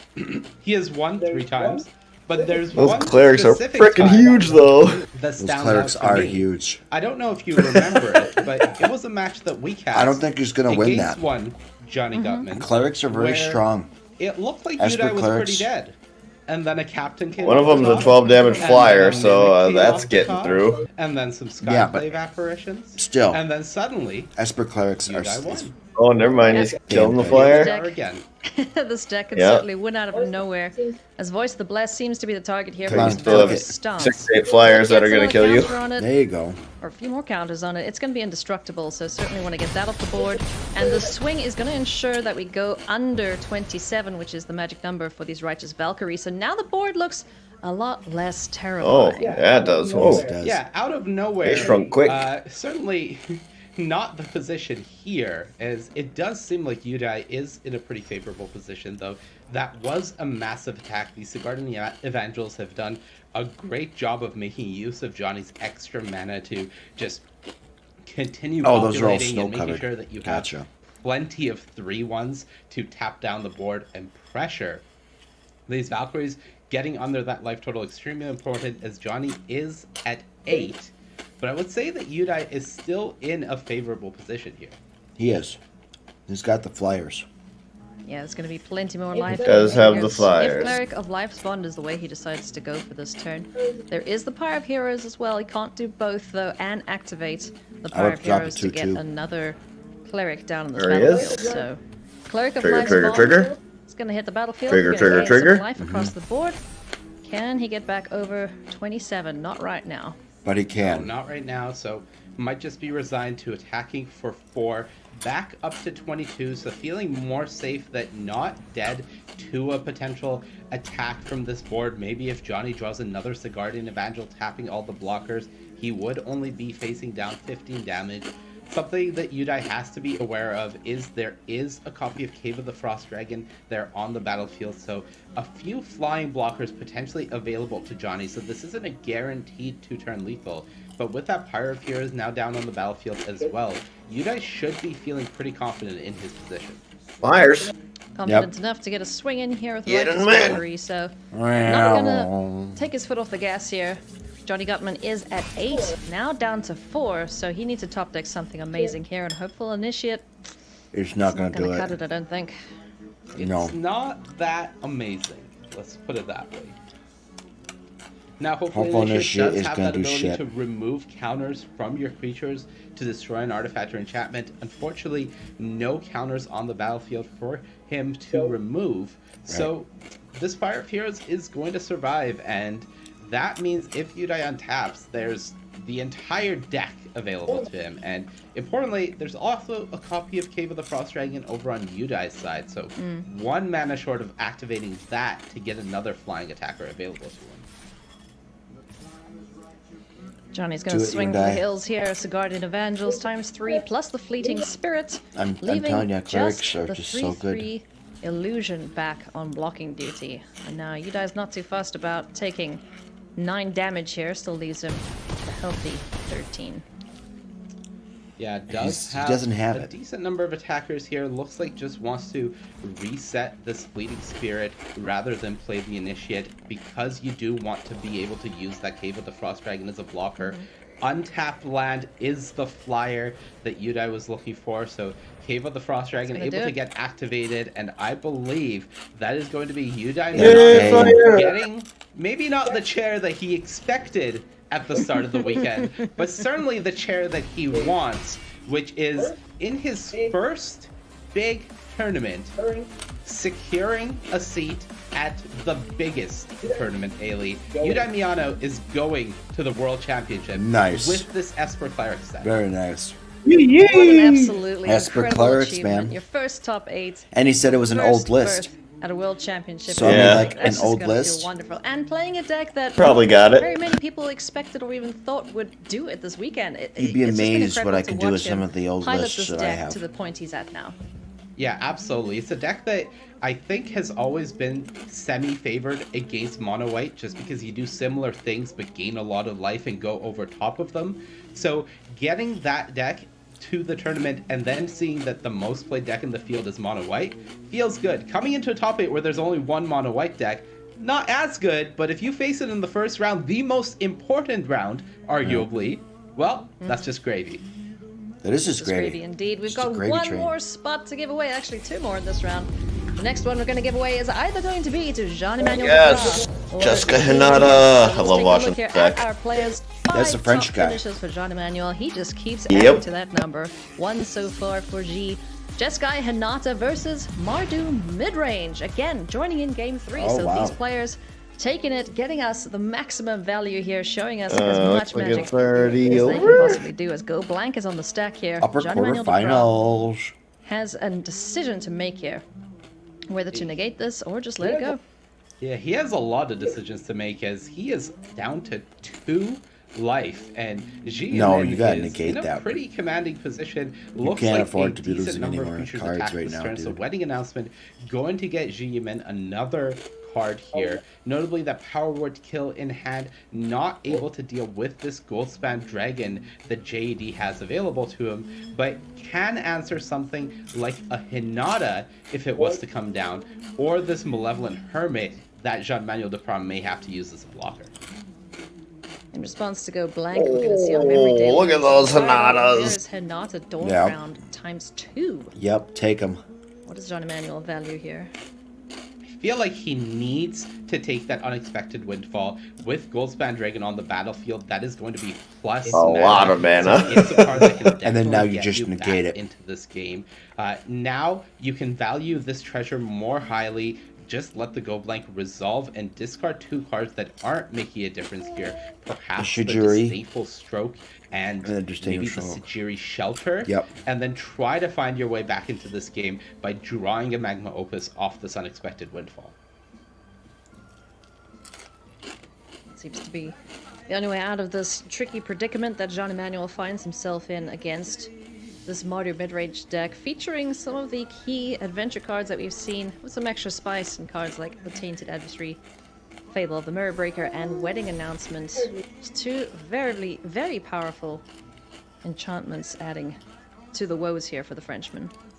Yeah, definitely this is feeling like the story of the tournament is these mid-range decks, and the question is, can this control deck like Hinata that typically are somewhat favored against mid-range, an archetype that is trying to target Oh creature man, decks, this could be nasty. Let's see. He can it plays keep up here? Hanada. And Jean-Manuel Duprat is Swing with the dragon, get a trying treasure. Gives you really 2 more hard mana. to stay in this game, but Play it's going to Hinata. require some Leaves big, you, what, big 5, unexpected 6 mana left?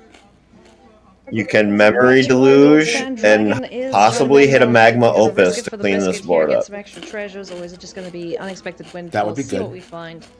Go from there. Yeah, he's in a position where he could cast 2 creatures, but it's not going to be enough to keep him alive. So there isn't really a choice left for him in terms of, do I have the tools to win right now? No. So I need to go looking, and there's going to be a big windfall to decide. Oh, this gives him can a Jade mana stay too. alive. Cheers. Nada plus a Braid. A Braid can take care of 1 creature, but then still not enough stuff down on the battlefield to keep him alive. Yeah, it feels like, okay, maybe I can stay alive. I play this Hermit, I have an Braid for 1 creature, I block the other 3, and I don't take any damage, but we know that that Power Word kill is available to Ji Yimin, and if that removes the Sonata, which I believe it is going to. There is still 2 mana available on a negate. Yeah, but if JED uses that negate, this No. Braid will no longer be No, available. he can just attack. He can't attack with the Goldspan Dragon. He needed every resource to survive here, and every resource is no longer enough. I think you need a blocker too. Unfortunate. Poor Jean Emmanuel. Negate is cheapened. And the Mirror Breaker is Not gonna Dawn flip. Crown on the battlefield, but yeah, like you mentioned, the Goldspan Dragon can't I think attack. G's got it. He's gonna have to here just to get the treasure, but this is not looking super good here. Nope, it's For not. Jean-Emmanuel Duprat. I personally see 2 life and 3 damage. I don't know, Ailey. The math checks out. Certainly does. So Ji Yimin is very, very close here to locking up his spot at the World Championship. It's not the against Frenchman. Jean-Emmanuel Duprat, who unfortunately looks to be dropping No. down to the lower brackets. Yeah, our runner-up from the last World Championship really looking to lock his spot up to go back there and get another shot at getting that title, but it's not going to be in this match, and I believe he's going to need to try again from the lower bracket. Here's of that, there's the good game, and that is Ji Yimin locking up his spot in the World Championship. Wow. So congratulations to him. Rocking an awesome mid-range deck. Dude, that's and 2 dungeon is just decks that actually made proceeding it. through, you know, 1 Yeah. game checked off so far for these players. Cool, got my seat in the World Championship. Now let's win the whole damn thing. Yeah, Ji Yimin just playing incredibly well this weekend. We've seen him just go through a lot of tough opponents yesterday, went through Shota Yasuoka to get his spot in this top 8 and makes the most of it by taking down Jean-Emmanuel Duprat and locking up his seat at the World Championship. Congratulations so far to the 3 players that we've seen progress. After the break, we're going to be back with the news desk, and they will tell you who the 4th player is.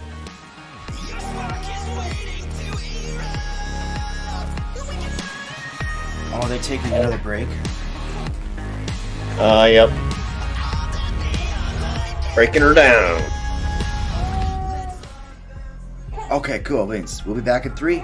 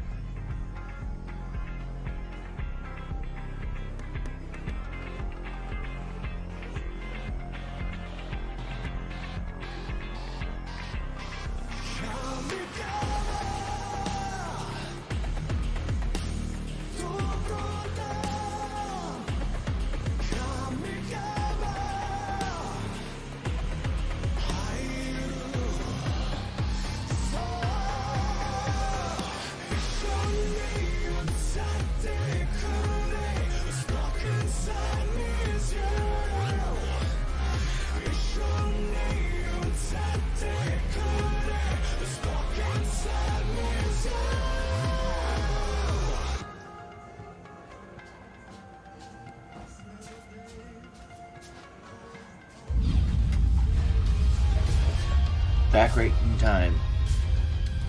Yep. The numbered I forgot. I think there's an upper and a lower bracket too, so I think Jim Davis has a chance to come back. /magic /Kamigawa. It's packed with exclusive storage Yes, accessories, sir. art pieces, and artifacts celebrating the futuristic world of Kamigawa.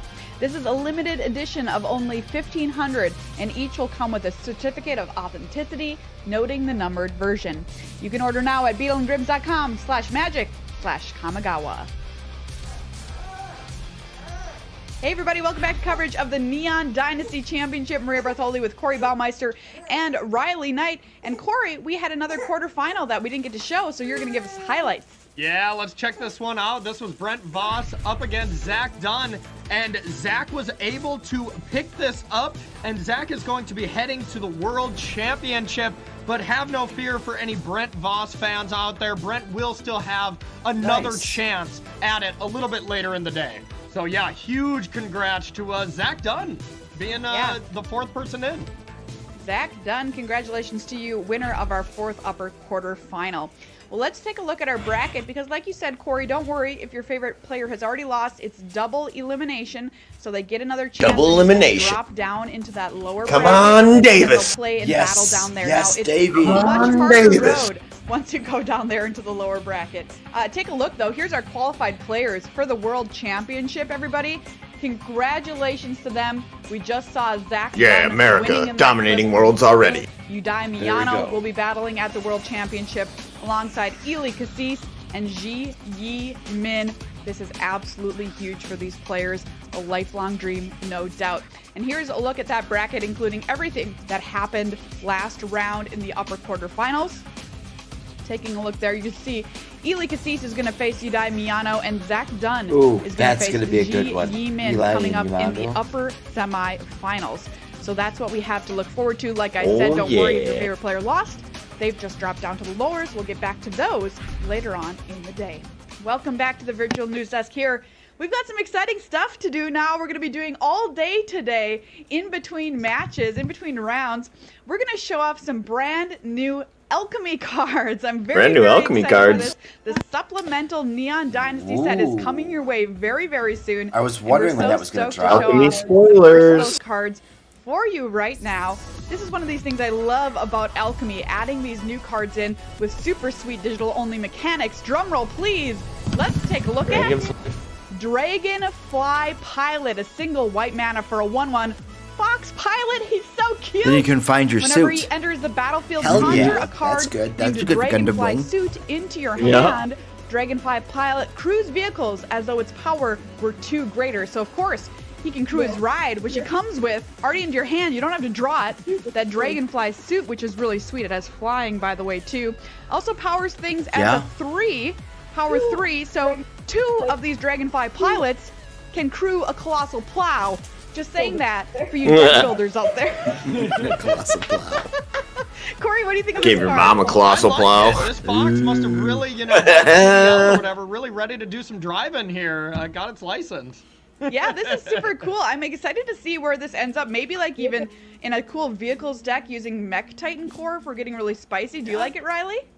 I mean, your observation was really on point. You know, I've got a bit of a background in history, and I know that over the years people have hitched foxes to plows, and usually the number that it required was 2. You know, particularly if the plow was colossal. No, look, this card's really sweet. Vehicles decks want to be aggressive, and they don't want to run out of cards, and this card helps with both. It's a 1-drop that conjures a middling piece of vehicle technology to be used, but in any deck that's looking to exploit pilot or vehicle-based synergies, this is a card that's definitely worth a look in, and the biggest sort of check mark in that regard is the fact that it costs just a single mana, and that's that's key in any. Was that a rare? That was my Absolutely. Those cards that are impactful for just a single mana, those are ones you always want to have your eye on in aggressive decks. You didn't take a picture? Like I don't think it we'll be was. showing off more of those brand new alchemy cards I thought it throughout was the day, so don't go anywhere. uncommon. Very excited. We've That's got the some case, powerful I got stuff to enough to reveal craft them. throughout the day. Well, let's take a look at our next feature match. Of course, we're heading to the upper semifinals.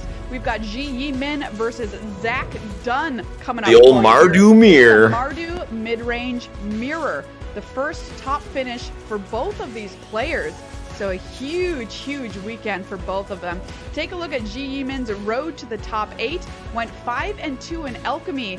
Guess what? Zach beat him in Alchemy in round number 11. So this is a bit of a grudge match. Let's hear what Ji had to say before the top 8 with Riley. I'm here with one of our top 8 competitors, Ji Yimin. Ji, congratulations on making it so far. A great performance from you playing Mardu mid-range in Alchemy. How do you feel your deck stacks up against the field?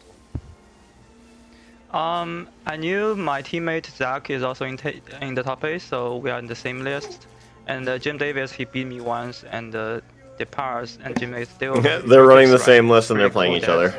And I feel like we it is a true mirror to prepare all those matchups and some of the order for sure. And we are not expect to see this kind of ruinless meta, you know. So our decks is built to beat ruins, and mostly against those mid-range decks we have our ways, but we still need to figure out how we should optimize the sideboard plans, something like that. So there will be some preparation for sure.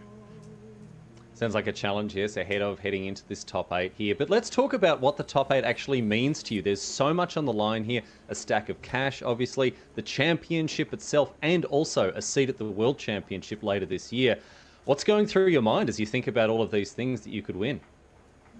Well, I'm speechless right now since I haven't been thinking about top 8 or anything further. I just try my best to enjoy Magic, and you know, it's my 10th Pro Tour, and this is the first Pro Tour.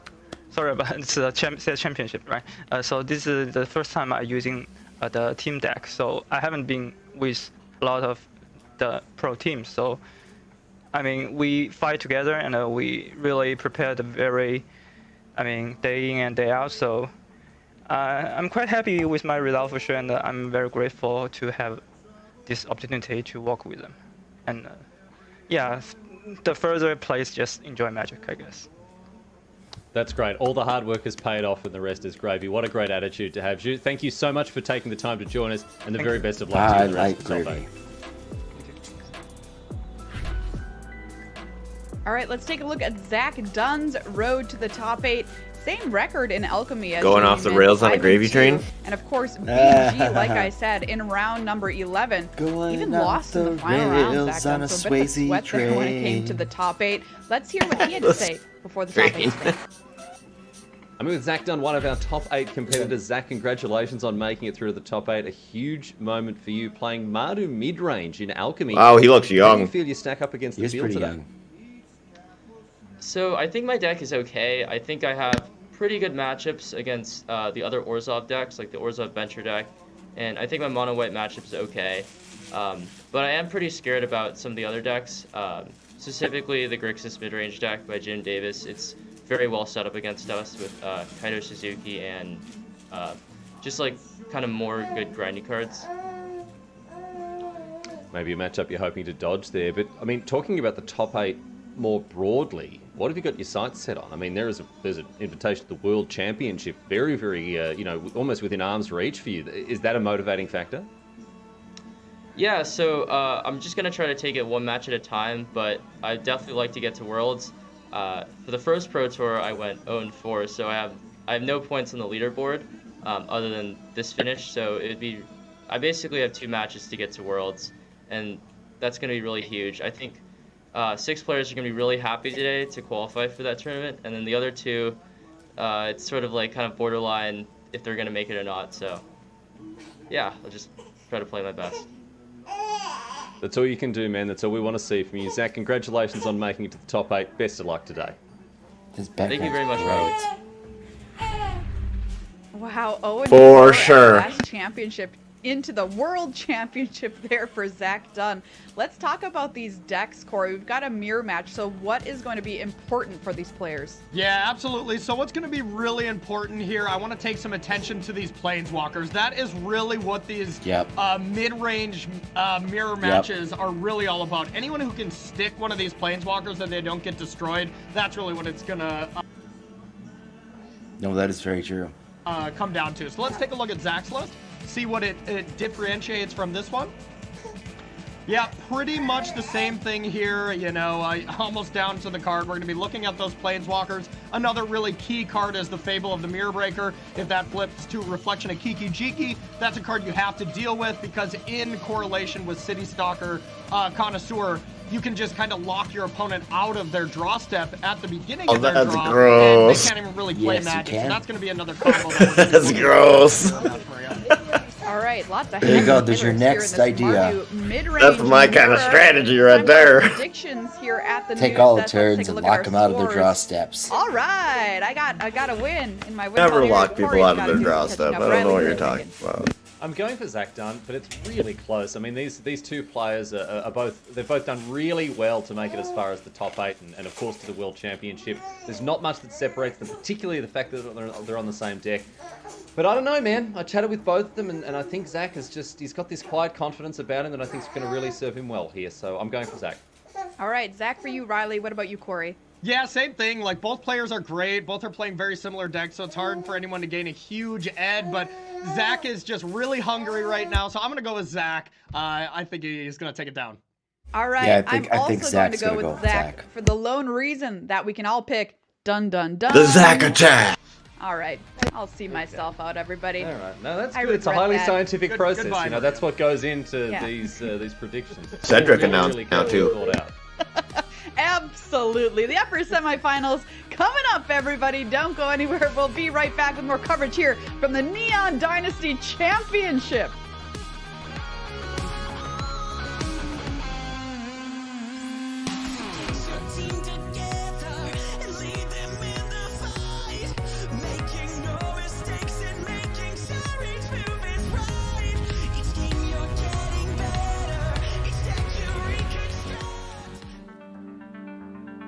Another 3-minute break.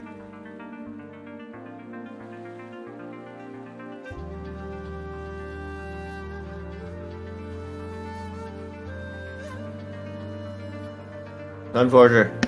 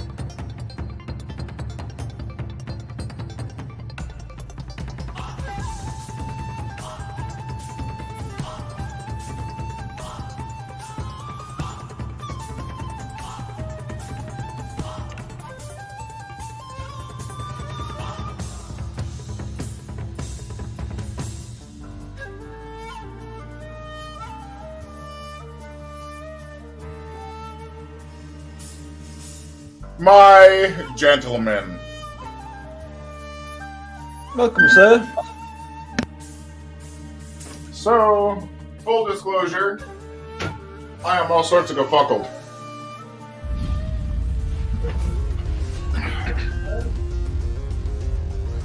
And welcome back to coverage here of the Neon Dynasty Championship. Marshall Sutcliffe with Cedric Phillips, and we're all set here for the upper semifinals. I have no We're idea going to be watching what is an arcane. Zach Dunn. They are teammates and playing a near mirror match. Yes. Yeah, I mean, subtle differences here and there between their modern mid-range decks as far as numbers are concerned, but as far as what they're trying to do with their deck, nah, this is the exact same thing, which means we're going to be in for what I believe to be, Marshall, a pretty grindy affair.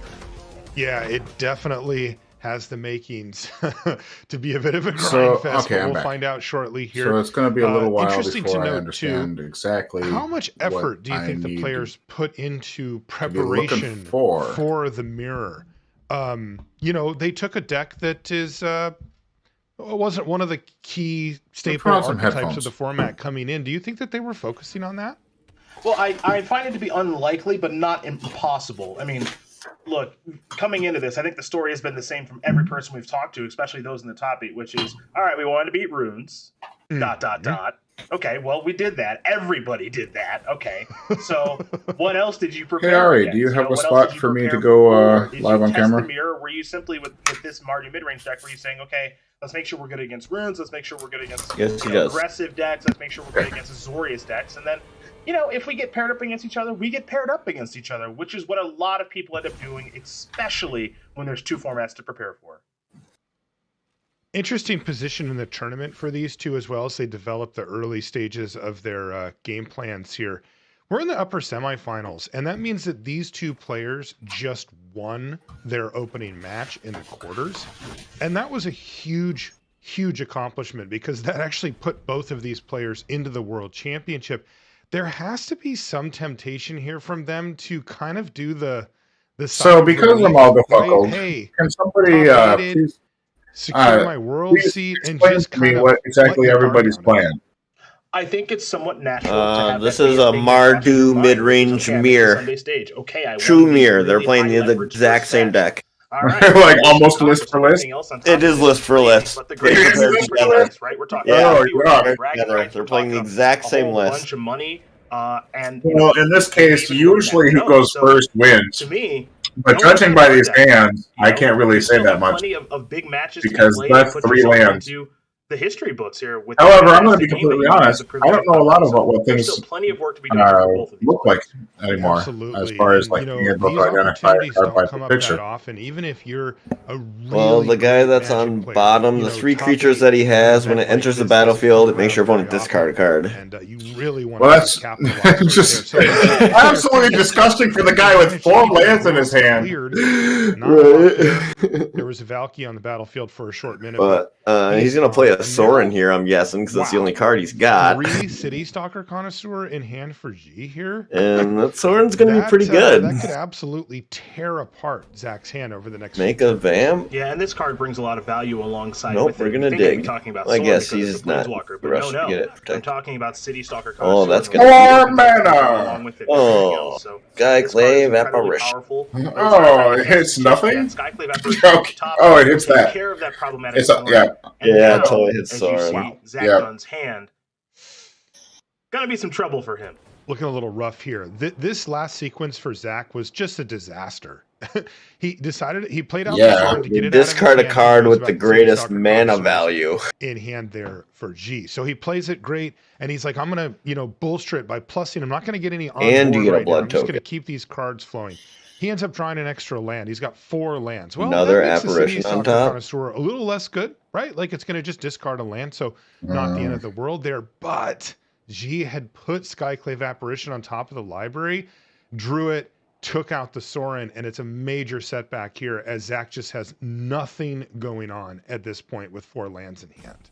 Yeah, now the City Stalker Connoisseurs can hit lands, of course, because, look, lands do have a mana value. It's not particularly high in 0, but it is a mana value nonetheless. So City Stalker Connoisseur is going to take the highest amongst those, and Zach will have the ability to choose. But you got to be happy, right, that at least you didn't get stuck with like 1 spell in hand, and it's just going to take one of these lands of your choice here. Not a huge deal for Yeah, Zach. He if also you- should be able to cast anything he draws, which Totally he's agree going to with draw you. Skyclave Apparition in this case. Yeah, so keeping it positive, you're losing some Yeah. useless lands. You got plenty of mana, so that's not a concern. All your colors are online as well. Clave so life is eating good in the that regard. Skyclave? The apparition off the top, as you mentioned, is here, and that can clear a little something out of the way. Depends on what you want to target. Get a 4/4? Not doing terribly, given the circumstances. Clearly could be doing significantly better. So 4/4 on the battlefield joins the Skyclave Apparition, and this will at least give Zach a chance to start attacking a bit. The downside, of course, is that City Stalker Connoisseur also has Death Touch and also makes a blood token, which, by the way, is being cashed in here potentially off of this Shattered Sanctum. That card is so good. One of the ones we've really highlighted over the course of this weekend as one of the best cards in the format. Woo! There's Skyclave Apparition.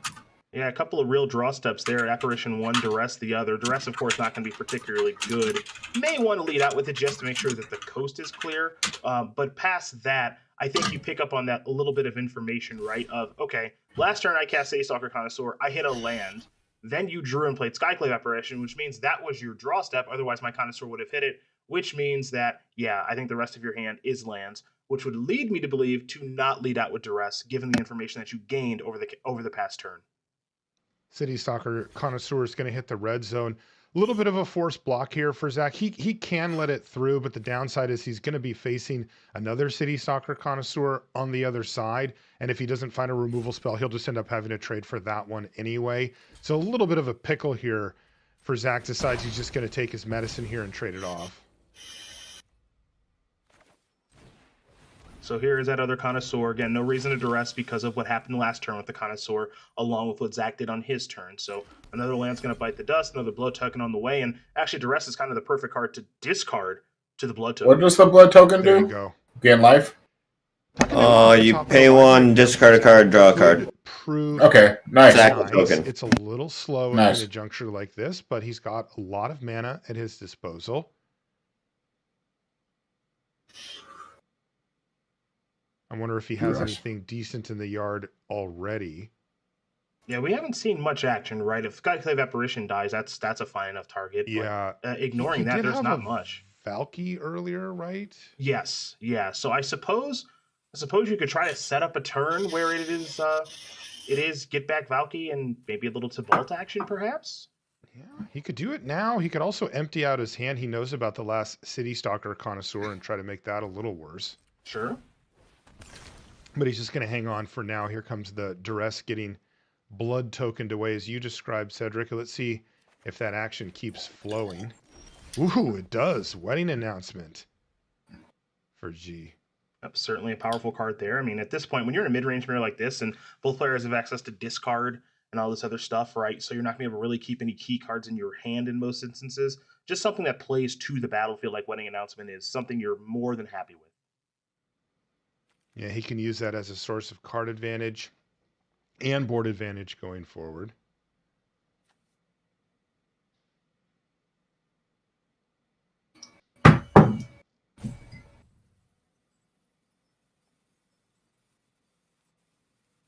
G, taking a look at options here with Skyclave Apparition and Wedding Announcement.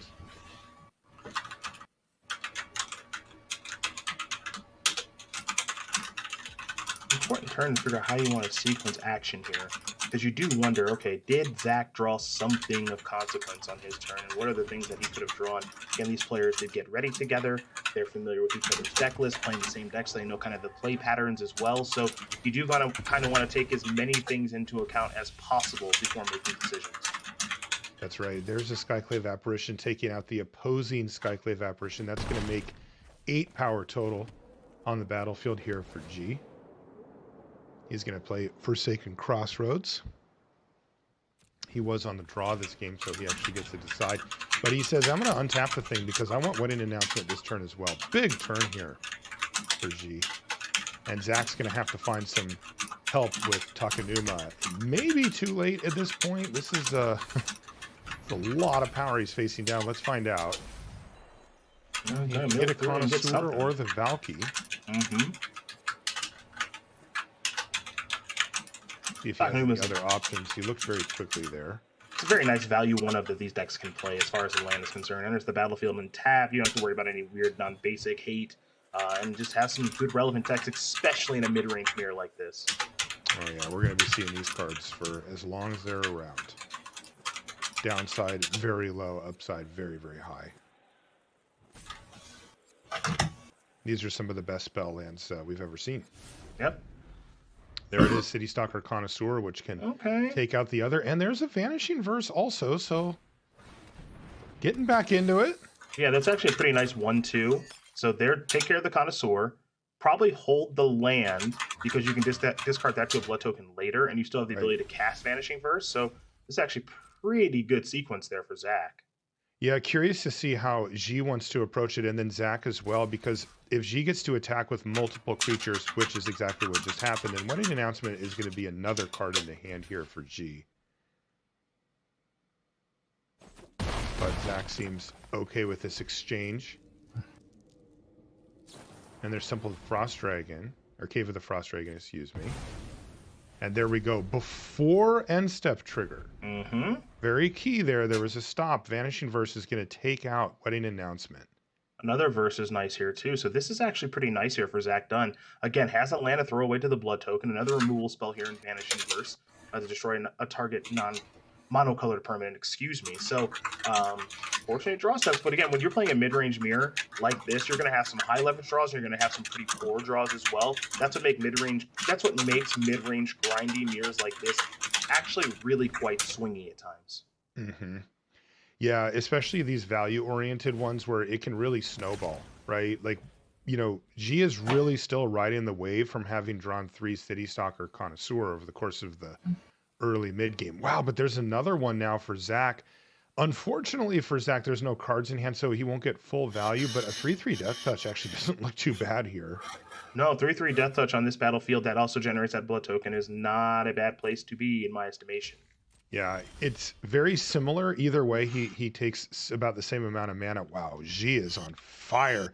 Sorin the Mirthless now off the top of the library as well.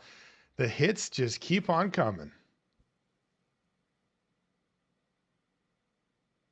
Yeah, welcome to Mid-Range Mania, folks. Welcome to Mid-Range Mania, where these players have all of their mana, and now it's, okay, we've shredded each other's hands. Who's got the best cards to draw and who draws them? Excuse me. One interesting thing that could happen potentially is if G goes for Sorin and pluses it and finds a card that he can't deploy right away, say a 4-mana card or something like that, then the City Stalker Connoisseur could actually nab it. Mm-hmm. But I'm also wondering if G would prefer just to add more to the board right now.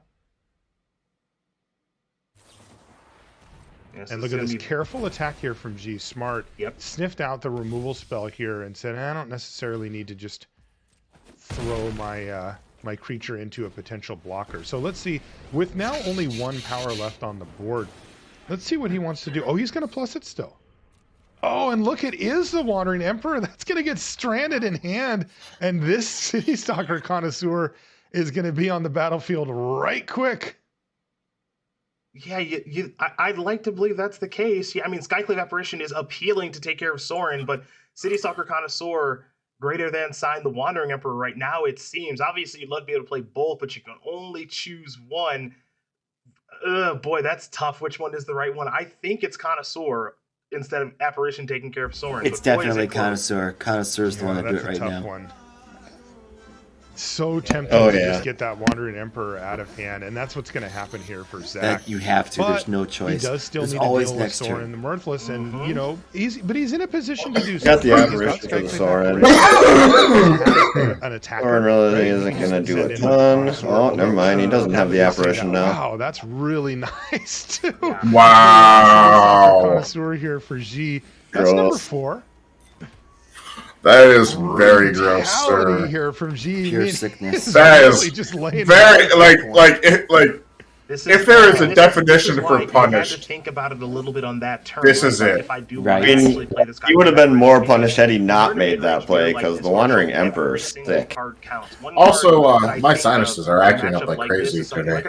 But also, you might want to turn myself down just a smidge on the try to balance me out with where you guys are at. God, he just doesn't stop. Now he trots Valky, God of Lies, and he has the mana to Tybalt coming down. Planeswalker here. Tybalt. Go Tybalt. Big old Tybalt. You just get deeper and deeper into your deck to find those key one-ofs and key powerful And cards like there this. it goes. Now Tybalt has shown up, and now it's 2 Planeswalkers to 0. And I got a hard time seeing Zach Dunn getting back into this game. Yeah, somehow G's going to be able to cast 5 City Stalker Connoisseur this game as he just exiled one with Tybalt. Well, judging by the land that Zach Dunn drew, like, there's no wonder why he's not winning. Oh, yes, here we go. This is not a surprise whatsoever. No. We go. Now with the flan full of ham. No, it is a flan full of hams. And now he's just laying it on thick. Here comes a 2/3 flying vampire. I thought I was the guy that was enjoying some brews And I think today. that G has recognized. Oh wow, there's Lolth off the top too. Hey, these top decks go both ways. These are some big hitters, especially if Zach can find something next turn. The question is, how long can he survive with Tybalt on the couple of battlefield? 2/1s. This one's a hard one to overcome, right? I mean, we're talking about a 7-mana Planeswalker here in Tybalt. This card's no joke. He finds Duress, which isn't going to do much, but Tainted Adversary as well. That could add a lot of power and toughness to the battlefield. Maybe even just lock this thing up. Yep. With 2 active Planeswalkers to 1, you know, you can kind of look at Fable of the Mirror Breaker as kind of a makeshift Planeswalker in some respects. It's going to transform, and, you know, you might be able to start doing its thing. I don't know if there's going to be enough time for all that, but when we're in matchups like this, I always just look at the Planeswalker advantage. It's 2-1 right now in favor of Z. I mean, he's at 10. And that's huge. He doesn't. He has a couple of turns. Incredible. Zach does. Yeah, but like, players like Zach's like they're both at 10 too, but it's just like dwarfed by what G's doing. like Just Zach, absolutely crushing. What's that? All the meat hook massacres are in the sideboard. Now in that case, never mind. Yeah, it's all good. It's all good. I was going to say, it's not exactly game over yet. It looks like some creatures are going to be headed that way. Maybe we're splitting up attacks a little bit. It's the biggest priority at this moment, I think, which is get this annoying Planeswalker off the battlefield. Yeah. Oh, yes, here we go. Where will we go? Are you familiar with the Goblin Lair? So, there are blocks available here for Zach. He could keep Lolth around. He's even going to go for the double block here with his 2 Reach Menace Spiders. And that'll take out the token. The Triumphant Adventurer picks up first strike on G's turn, so it's going to survive combat here. But as you can see, Lolth's static has added quite a bit of loyalty there, up to 4, even after those blocks. Yeah, but so much more to do on this turn. Make a creature, make a City Stalker Connoisseur. Number 5. Yep. Fable of the Mirror Breaker. And Zach has only drawn a land. Right, so Lolth can make a couple more spiders. But super tough spot here for Zach Dunn. Looks overwhelmed, finally. It's been gradual progression. You know, no damage at all last turn on Zach, but as you can see, the board state just spiraling out of control as Ji Min applies maximum pressure with 2 Planeswalkers, whole bunch of creatures, good backup plans with the blood tokens there as well, and even a Fable of the Mirror Breaker about to transform. Everything coming up G here. I agree with you, partner. I really do.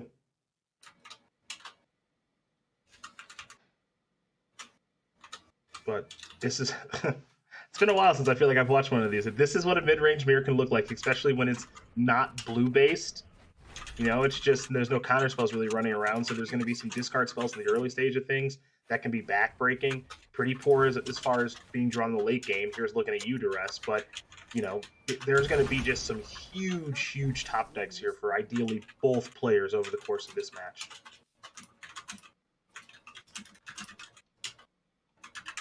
I'm kind of here for it, you know? No, I think it's fun. I do. I think everything is fun in small doses. And for this matchup, you know, you're going to see, empty battlefield, both players kind of fumbling and stumbling along, and then boom, Planeswalker. That's just what's going to happen. And here's a huge attack step now from G. Perhaps it's time to go into the storeroom. Storeroom it is. Put a +1/+1 counter on target. All right, guys, creature. I gotta get going here. But I can leave the stream up if you guys want to continue to watch it and comment. Just yet. Yes, for sure. Okay, I'll leave that up, and I will catch you guys later. 2 1s with reach and a 3/4 Later, bud. flyer. But a fair bit of death touch coming across with the double city stock. I'm gonna share the stream. Even the Triumphant Adventurer with death touch. Still, Zach is managing to stay alive and keeping the loyalty on Lolth reasonably high. Back up to 4 it goes, but come on, how much more pressure can you take here? Because at some point, the dam is going to break, and it's going to end in one big turn. And it looks like that turn is coming up real quick here. Yeah, we're just about there, right? With these Planeswalkers on the battlefield, Portable Hole is not going to be enough. Vanishing Yeah, we're there. We got Vanishing Verse is an answer to whatever. So yeah, just take out a token and then just jam. Yeah, so this is going to be GG here for G-Min in game number 1. In the mirror match, these players tested together for the tournament. They were part of the same team. So they certainly know the ins and outs of how the other player plays the deck, what they think about it. So many dungeon decks. Itself, they'll know by heart. So many dungeon decks. Double block. Like 4 dungeon decks in the top 8. I think they all won too. Unfortunately, his life total went from 10 to Oh no, one of them -10. didn't. One was That's Esper gonna be game player. number 1 going to G-Min as the players consult sideboards. I wonder if sideboard guides go out the window at this point, right? Like, you have an idea of what you might want to board for the mirror, but if you didn't put that much testing into it, got to try to figure out what your opponent's doing. Yeah, I think, you know, in a matchup like this, you just want to make it so that your top decks are as live as possible, as we saw how powerful and important that was in that game. So, again, I think when we talked about at the very top of the matchup, how much did they test for the mirror? Maybe a little, you know, again, preparing for runes and some other strategies, I imagine, is what this team did do. And so, to me, the way that these games are going to play out is how can I generate card advantage? How can I ensure that my top decks are as good as they can be? A card like Archon of Emeria, not for this matchup, for runes. We all know that now, so that's going to bite the dust. You're going to see discard spells like Duress probably bite the dust. Some removal spells not be so great, but some high leverage draw steps like Planeswalkers or Lisa or Wedding Announcement, yes, please. Also, the Bank Buster as well. So both players have a lot of good options to, 1, be able to generate card advantage, and 2, ensure that they have a very powerful top deck in their deck over the course of the games, be it Planeswalkers, be it Lisa, Bank Buster, whatever. Interesting to kind of view it that way, right? Let's just turn our libraries face up and see how much power can we put into these things. That's not normally the name of the game, right? Normally you're going for like a kind of a balance, right? Of like, okay, power, disruption, things that solve problems that I don't have answers for otherwise, and then as much power as I can put in after that. Here we're going to see that skewed over further towards the raw power end of things, because in the mid-range matchups, like you said, it's just, you know, if you have an answer for my card, but I can get value out of it first, that's a 2-for-1 in my direction, and if I do that enough times, I'll win. You know, again, that game went pretty long, but when you really look at the cards that mattered, it was not 4, but actually 5 copies of City Stalker Connoisseur hitting the battlefield for G, and then we have to give a nod to Tybalt, which hit the battlefield and really kind of took him to the finish. What's interesting is the players are sideboarding rather differently here. So you're seeing Valky for Zach Dunn headed out. You're seeing Duresses for Zvi headed out. And it's kind of just like, you know, there's differing strategies here. Maybe it's a play draw thing.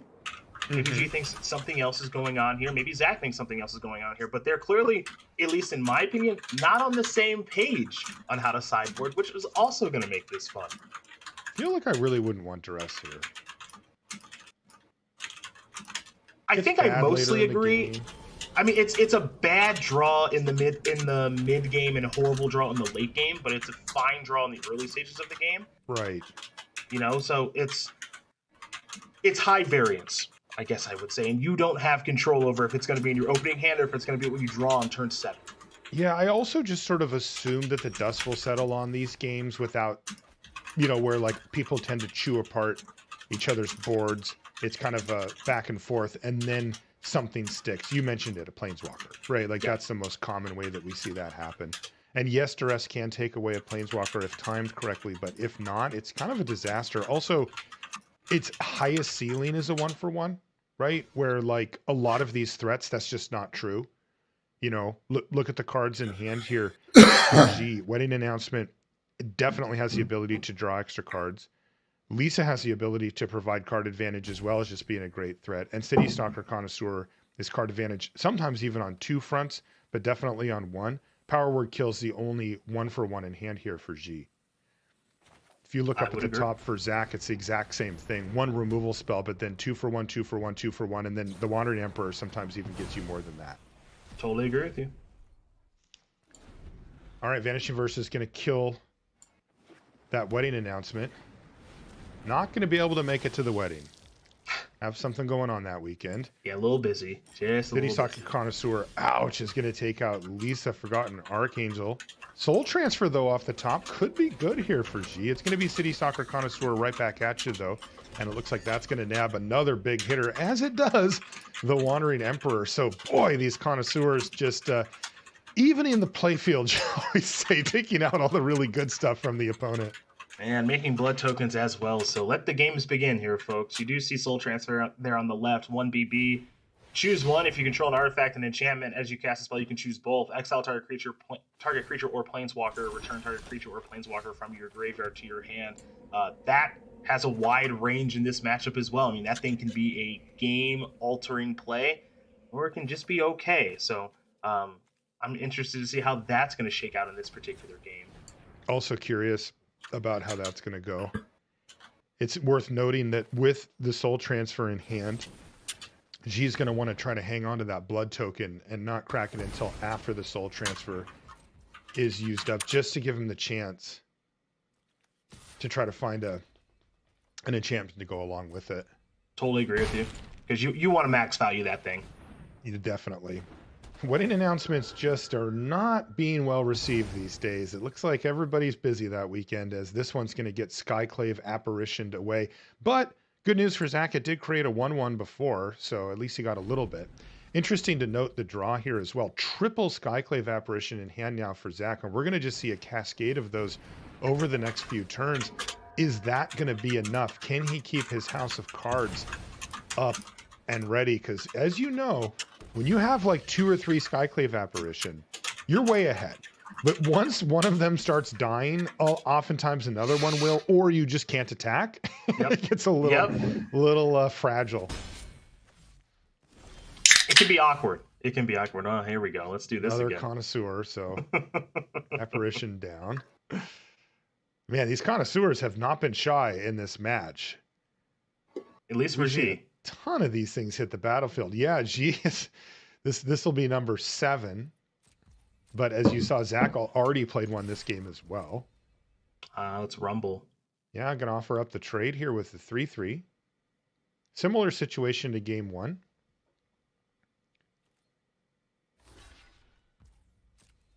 And Zach's gonna block again. Okay.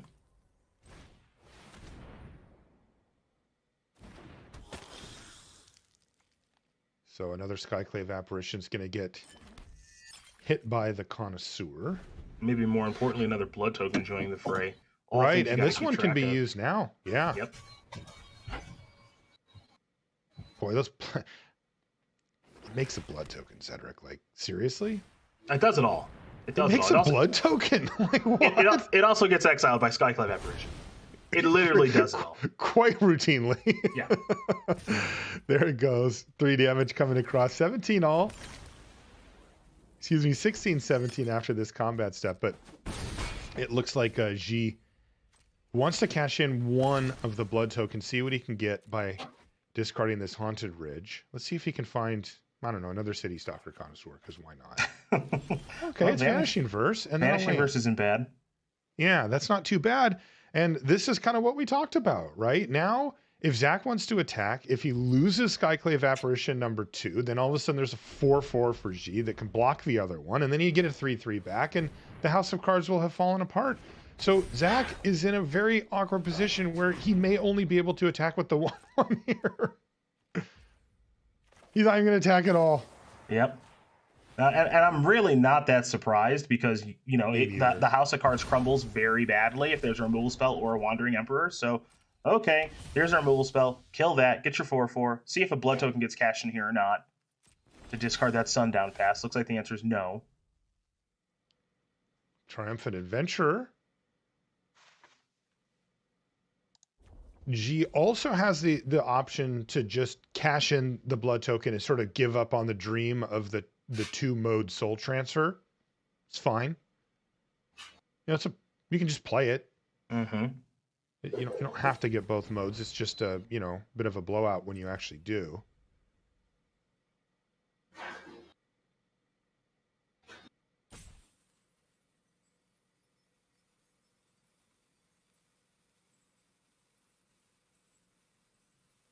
I do think he's considering the blood token here.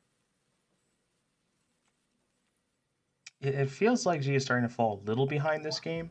Mm-hmm. Yeah. Just a scotch.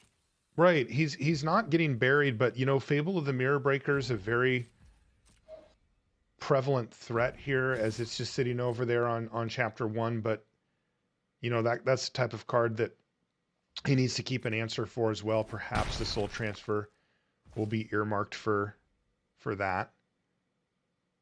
Ooh, crunches for 4. Down to 13 goes Zach.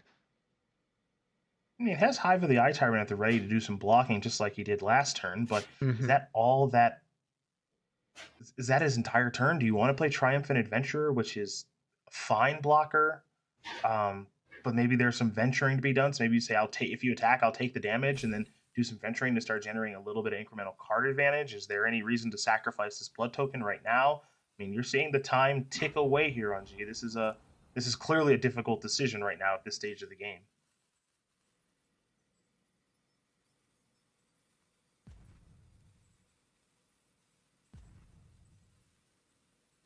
Really deep in the tank here. Yeah, I mean, I don't really know what you're supposed to do because he's not super far behind, but I think he's behind far enough, and he wants to be able to maximize his turn and his mana. I don't know, I guess just why wouldn't you play the Adventurer is the question. I guess it just depends. To activate the Hive this time. Yeah, it just depends on what your plan is with the. To me, it depends on what your plan is with the Adventurer. You play the Adventurer, are you blocking with it? No. All right, so that means that if I'm playing it, my plan is to attack with it. Which, all right. I want to get in a dungeon. Yeah, I mean, that's what I think too. Is like this kind of like I'm a little bit behind. I'm going to be a little further behind with the Fable. Maybe I just cast my Soul Transfer right now. I'm not going to get maximum value, but you know it's better than nothing. Also, I'm like running out of timeouts, so I got to make a call now on what I want to do. Lisa is a busted card if it sticks in the battlefield, so okay. Let's try this. Okay, so Soul Transfer gets back Lisa, Triumphant Adventure on the battlefield. Still has the blood token, keeps the land in hand for that. Zach could upgrade a little here, but he's not going to. Does he get to cast Tibalt this turn? 3, 4, 5, 6, 7. He does. That's why he's not getting rid of that land. Wow. Is Tibalt just going to be the game of Tibalt that really did propel G to the victory there in the first game? And let's see if he can do it here. Well, it's going to plus it 7 loyalty on that card. No cards in hand here for Zach. So even though G has drawn a never-ending stream of City Stalker Connoisseurs, this one actually won't hit anything. Yeah, so Tibalt is like the ultimate game breaker, right? Because it's in a mid-range mirror like this, it is like, okay, if you can stick like the most expensive thing that has like the most lines of text, it's probably the best thing that you can do. And Tibalt, the front side of Tibalt Valky, it's fine. It's nothing special. Get you a little information. You know, probably needs to be killed at some point or whatever. But Tibalt is the kind of card that once it's on the battlefield, as you think about Planeswalkers in this matchup, it needs to die immediately. Like, it's not the kind of thing that you can allow your opponent to activate multiple times in a game. Because if that happens, you're not coming back from that. And so Now the pressure is on G to figure out a way to get this thing off of the battlefield immediately, and almost ran out of time, and now has to kind of make a bleh attack. A hasty attack, yeah. This really couldn't have gone worse for G, the way that he planned out this turn. You know, Zach gets to kind of have it over G in both ways, because the soul transfer was an answer for Tybalt, but instead he decided to get Lisa with it. Okay, that makes sense. Lisa's one of the best threats. But now that Tybalt's there, he can't even play Lisa because it's just going to get exiled, and then Zach will have access to it. It's like actually just much worse for you if you're G to play it. The only thing it does is force Tybalt to use up some loyalty. Depending on what the draw step is, of course. So we get a little reflection.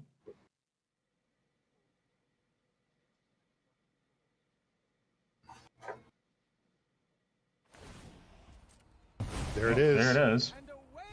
I mean, it's a forced play. That's the only upside here for G. But where are we going now? Right? Like, yep. Tybalt's still there. Zach's certainly interested in having a copy of Lisa on his side of the battlefield. Yeah, this is getting really tough here for G. This is getting real tough is code for really is just this is real hopeless. Back here. Yeah, it's so much. The thing has so much loyalty, and that is most certainly like the code. incremental advantages that you get from venturing through the dungeon have nothing on Tybalt just activating. And so let's see what Zach wants to do. He's got plenty of good options. Basically can play Lisa or can play Fable plus Wedding Announcement. Oh, wait, with the treasure, that can be Lisa plus either 3-drop. Very true. Pretty good turn. Pretty good turn. Kill your opponent's Lisa, play it on your side, and play Wedding Announcement. And now City Stalker Connoisseur goes from ace to into the graveyard. Yeah, you know, now you start thinking about cards like Farewell or something, which I don't even think they have access to. So yep, that is going to be game number 2, going to Zach Dunn and his copy of Tybalt. Yes. Again, when the dust settles, who has a powerful Planeswalker, of which there are many in these decks, but that's, as you said, easily the most powerful one. Yeah, so now we're switching things up, play draw, where Zach is going to be on the draw and G is going to be on the play. So now I'm looking at, okay, Zach brought in, looks like he brought in another copy of Duress. He was down to 1, now back up to 2. Rest of this stuff being out of the deck makes a lot of sense. You know, again, Archon of Myria, not for this matchup, does have 2 copies of Tybalt. Wandering Emperor he's gotten mostly away from. Still has all these City Stalker Connoisseurs and Lulths and Lisas and all that stuff. So, okay, that kind of all makes sense. And then if you look at G's side of things, there is the Tybalt / Valky. There's like one main, one board right now. The Bankbuster is hiding in the sideboard. The Duresses are all gone. So, you know, again, you see a difference in philosophy depending on the play draw and just the approach to the matchup in general. Yeah, that's the interesting part to me, right? Because there has to be some approximation of correct sideboarding, right? The things that maximize the things that are the most important. And these players disagree on that. Not hugely, but enough. All right, let's get into game number 3 here in our upper semifinal. We're playing Alchemy. If you're just joining us, thanks so much for coming along. We appreciate your company. We're playing Alchemy. If you're just joining us, you probably have no idea what we're doing. Mid-range slugfest on our hands here. Both of the games, players have been able to cast spells. They've developed their lands. They've developed their boards. Is this fucking fucking come down to raw 5-mana hand just who worth can get keeping? more 2-for-1s over the other person? He is keeping it. I'm here for it. He is keeping it. You know, just first match of the day for you. That is a heavy hand. We're just gonna see. A lot of high hope for the draw. Zach has answers for everything too. That's not good for him. You know, just kind of a slugfest. Players kind of throwing haymakers back and forth. Sometimes those haymakers are good. Other times they're bads. Here's looking at you, City Soccer Connoisseur. You can be an ace, or you can be discarded to a blood token. Depends on how the game goes. By the way, there it is, City Soccer Connoisseur off the top for G. He just doesn't leave home without it. The card has been really good for him, though it wasn't quite enough. Dungeons! Some really interesting things about Tybalt as well, Valky in this case, are that it actually dodges City Soccer Connoisseur because it's 2-drop in your hand. By the way, there's another one. So you often will still have it even into the late game, even though it's really a 7-mana spell for you a lot of the time. That's kind of cool. It also dodges Duress while it's in your hand, yet it's one of your most important late game planeswalkers. Very good call on both points. Now, it looks as though we may be doing some venturing here with the Triumphant Adventurer, at least potentially. Start to build up that small incremental advantage.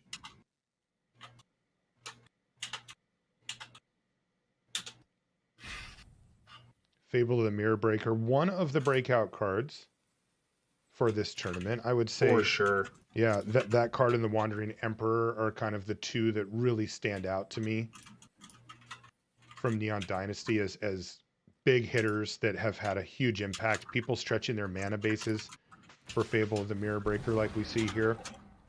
And it's really been impressive. Gives you 2 creatures, which isn't normal for a saga. Generally speaking, they give you 1 at the end and you get some other stuff, but this one gives you immediate board presence. Sure, it's just a 2/2, but those treasure tokens add up really quickly, and you even see the hesitation there by Zach. Do I need to leave back this stupid thing to block this 2/2? As it turns out, he's going to get in there, get into the dungeon, and then play a wedding announcement. Discard up to 2. I think Tainted Adversary is not really what this game is about right now, so maybe that one bites the dust.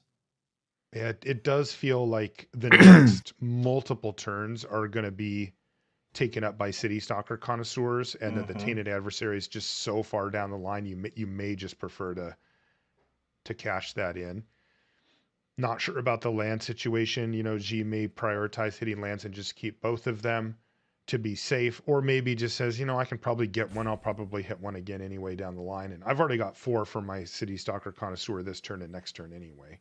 Yeah, the land situation is kind of interesting, right? Because you also have this goblin that's going to be able to make treasures that can generate temporary mana for you.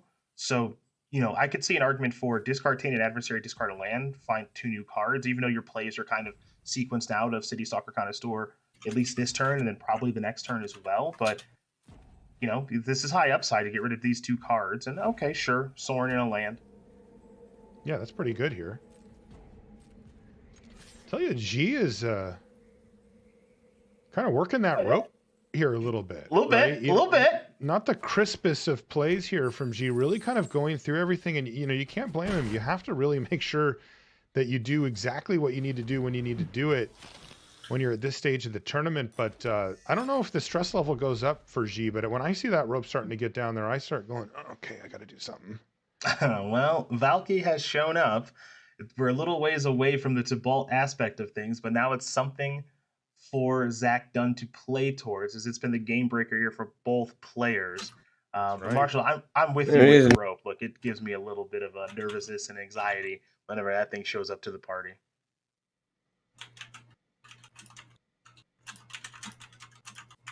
Both of these players having to navigate a complex mid-range mirror match against teammates.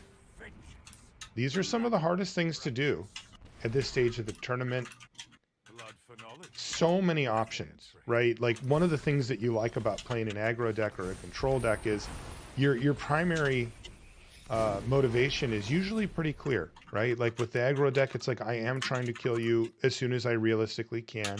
And with the control deck, it's usually, I'm trying to make this game go as long as I can make it go, and then I'll generate an advantage. In mid-range, that changes. It changes all the time. Yep. Right. And you need to, sometimes it even changes in the middle of the game, and you need to make an adjustment there. And so, you know, these players have all these options. Do I sit back? Do I try to play the longer game? Do I need to try to take control of this thing now? Is the Planeswalker thing the most important? Is life total the most important, or card advantage most important? And that can also change throughout the course of a game as well. So really tough to make all of these decisions and have to change course mid-game sometimes as well, which is why you see the players taking their time. Well, now both players have a Sorin on the battlefield, so they both effectively have card drawing engines online. They both have 3 spells in hand. They both have the necessary mana to be able to cast spells. There's a slight mana advantage here for G because of those treasures. So to me, it's the next question is who can play multiple spells in a turn. Right now, that question just got answered. You saw Sorin plus Wedding Announcement. That's a heck of a turn in the mid game right now, and Zach is going to have to try to keep up with that. Boy, those treasure tokens really creating this explosive turn here.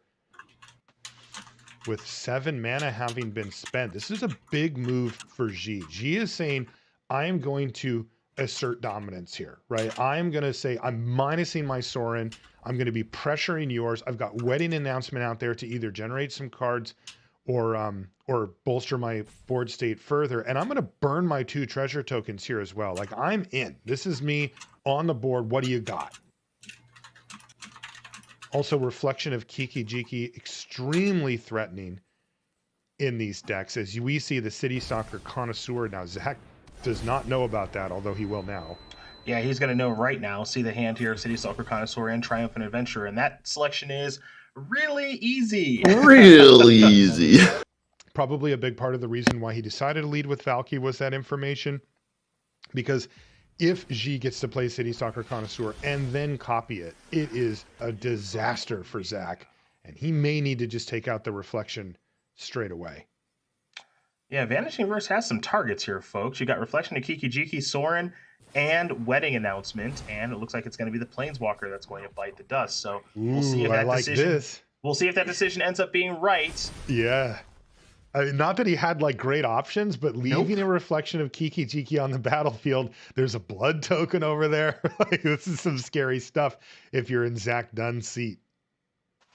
Turbo Dungeon with a Triumphant Adventurer, like, can do it all.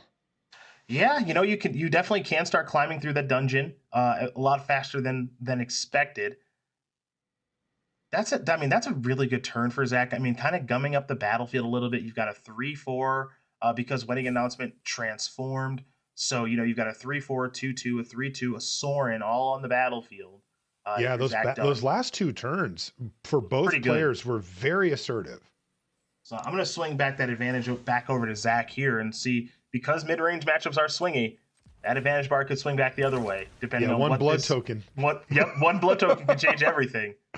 Let's see what he hits. Connoisseur? Oh, it's Vanishing Verse. See, that's not bad. That's not bad. Oh, it's close too.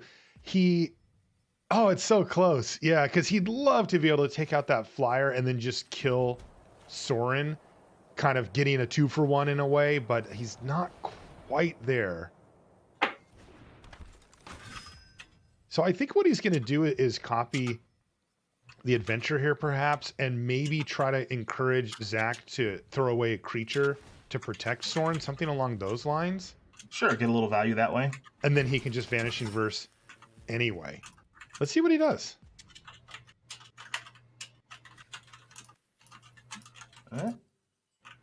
It's awkward. We're removing that big arrow, baby. It is awkward. If he attacks with both at Sorin, then he's kind of priced into just killing the 3/4 flyer on the other side. He could do both and then kill the Wedding Invitation, but that still doesn't get Sorin off the battlefield, unfortunately. So really just not quite, right? There's just no great option here for G. So he's just going to attack with the token of Triumphant Adventurer. And he's just hoping that Zach throws a creature in front, and he's going to. Okay. First strike damage, get that out of here. Okay. And you're going to get a 1/1. That's going to die. Reflection will take care of that. And it's the time to catch Vanishing Verse. Okay, so we're holding Vanishing Verse. All right, so kind of interesting. Maybe trying to lay a bit of a trap here, because it does have the necessary mana to cast the powerful instant. That's right. He is. He's going for upside. Mm-hmm. But so is Zach. Zach just got another card off of Sorin. It looks like it's a Wedding Announcement here. He's got Fable, Wedding Announcement, Sorin, and a we'll call it a comparable board, right? He's got a little bit more going on his side, but Reflection of Kikijiki's a total, well, it's a mirror breaker, let's just be honest. Well, yep, fire that pun out there. Yeah, I really didn't want to, but I kind of walked myself into that corner. But yeah, and you know, he's one card away. I mean, even just the Triumphant Adventure is okay, right? Like, he's getting some value out of that. He's getting through the dungeon. These attacks do matter. But man, there's some bigger hitters that he could find here as well. Let's see what he does with Vanishing Verse. You know, as much as he hasn't found like the perfect opportunity to fire it off, he probably is feeling a lot of pressure to use it here and not let this game get completely out of hand. Yeah, because you also kind of want to use your mana on this turn too, depending on what your draw step potentially could be. Now, we saw Zach use a Vanishing Verse on a Sorin when there were a lot of different targets on the battlefield, saying basically, I got to keep your card advantage in check.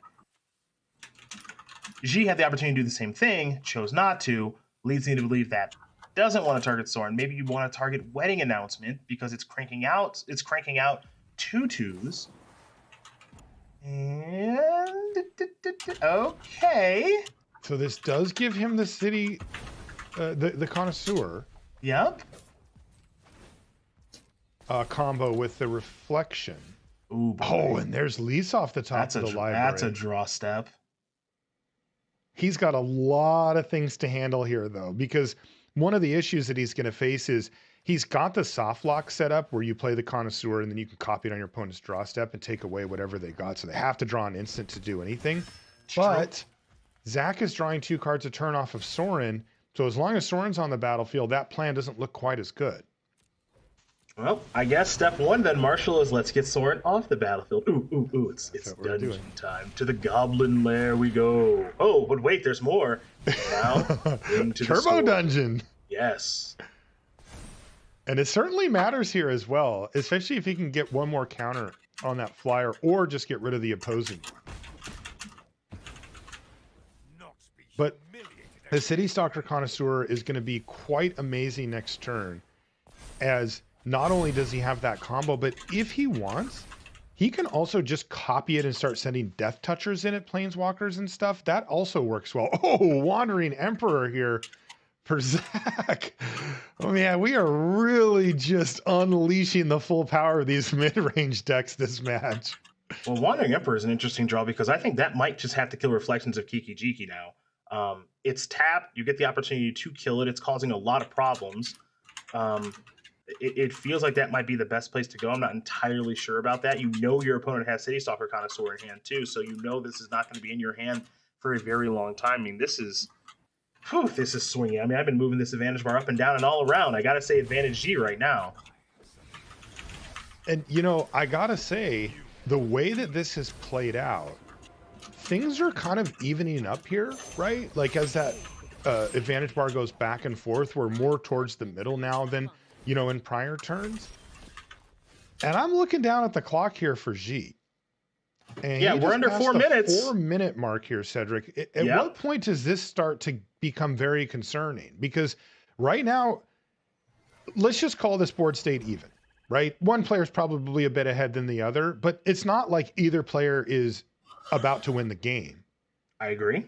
City Stalker Connoisseur combo could come down here depending on what G wants to do and kind of lock Zach Dunn out of a draw step unless it's an instant. Well, remember that Reflections of Kikijiki is gone now.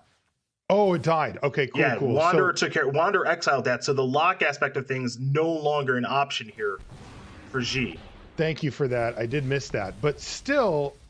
Oh, okay. Well, cancel that order. There's you were from the future. Yeah, That's all right. I do that a lot. That's I'm all often right. from the future.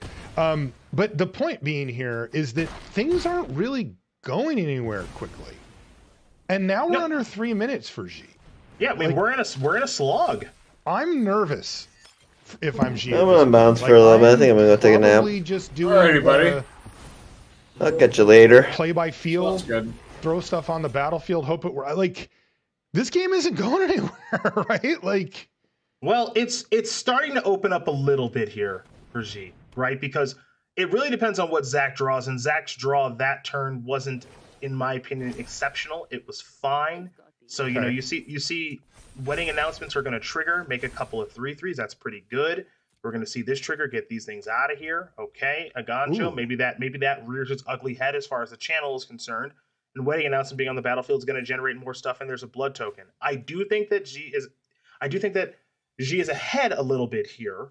It's hard to say how much, but your time conversation is very relevant right now because now it's 2:20, and this game is a bit of a slog. Now, we're going to go into the dungeon once again and Scry land at the bottom, but this is a bit of a slog, and step one is getting this Planeswalker off the battlefield, it appears. I'm nervous. There's so much clicking to happen here as well, like moving through dungeons, deciding things for Fable of the Mirror Breaker once that thing comes back in. And then really a very complicated board at this point, right? I mean, G has kind of simplified things and just sent in 2 Death Touchers. So, like, you figure it out. But, yeah, this is getting very, very sketchy here with this clock now approaching the 2-minute mark. Under 7 minutes for Zach, looking fine on clock. Yeah, Zach's clock not a concern as the battlefield continues to grow here. Now, a land is not what the doctor ordered whatsoever. There's nothing particularly good to copy with Reflection of Kiki-Jiki. Zach's battlefield right now is just slowly but surely getting nibbled away, which is bad news. He needed to draw a spell that turn, and he didn't. Yeah, so he's falling behind here. The Wandering Emperor, by the way, is pumping out 4/4s that in a couple of turns are going to be even bigger. Crazy. And the blood token's going to get rid of Iganjo and find Skyclave Apparition. Another Fable. That might be a little bit too slow here, but this Fable is going to transform, and it's on the battlefield now. Yeah, and when I mentioned I need to find a removal spell, I mean, finding a Skyclave Apparition is pretty good here, and it feels like to me this is kind of the game winner, assuming there's enough time for all these clicks, because this is going to be able to take care of Reflections of Kiki-Jiki, and you can copy Skyclave Apparition and kind of start going down that route and start taking care of these wedding announcements. I bring my own. So it looks like Zach may have the shields up here for the turn. The Triumphant Adventurer with Death Touch and First Strike can still come in, but beyond that, everything's going to stay home thanks to that copy in the air. But after that, we could see some combat actually start to happen. First Strike plus Death Touch means that token is down. Now here's another Fable in the Mirror Breaker.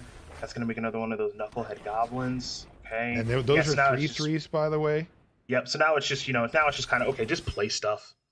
That's what I would do. Stuff. Yep. Minute and 25 left. I'm just playing stuff. And there's going to be a big attack all coming up in a turn or two here. Yep. Because G, I don't think is going to have the luxury of like working through all of the machinations of this board state. And it's going to be tough too, because that Vampire that's now a 6/7 has lifelink. Yep. So if you can find a way to get that off the battlefield, it makes life a little bit easier. Actually, I'd say it makes life significantly easier. Like that would probably open up this board completely. Yeah. Wandering Emperor. That's not an answer.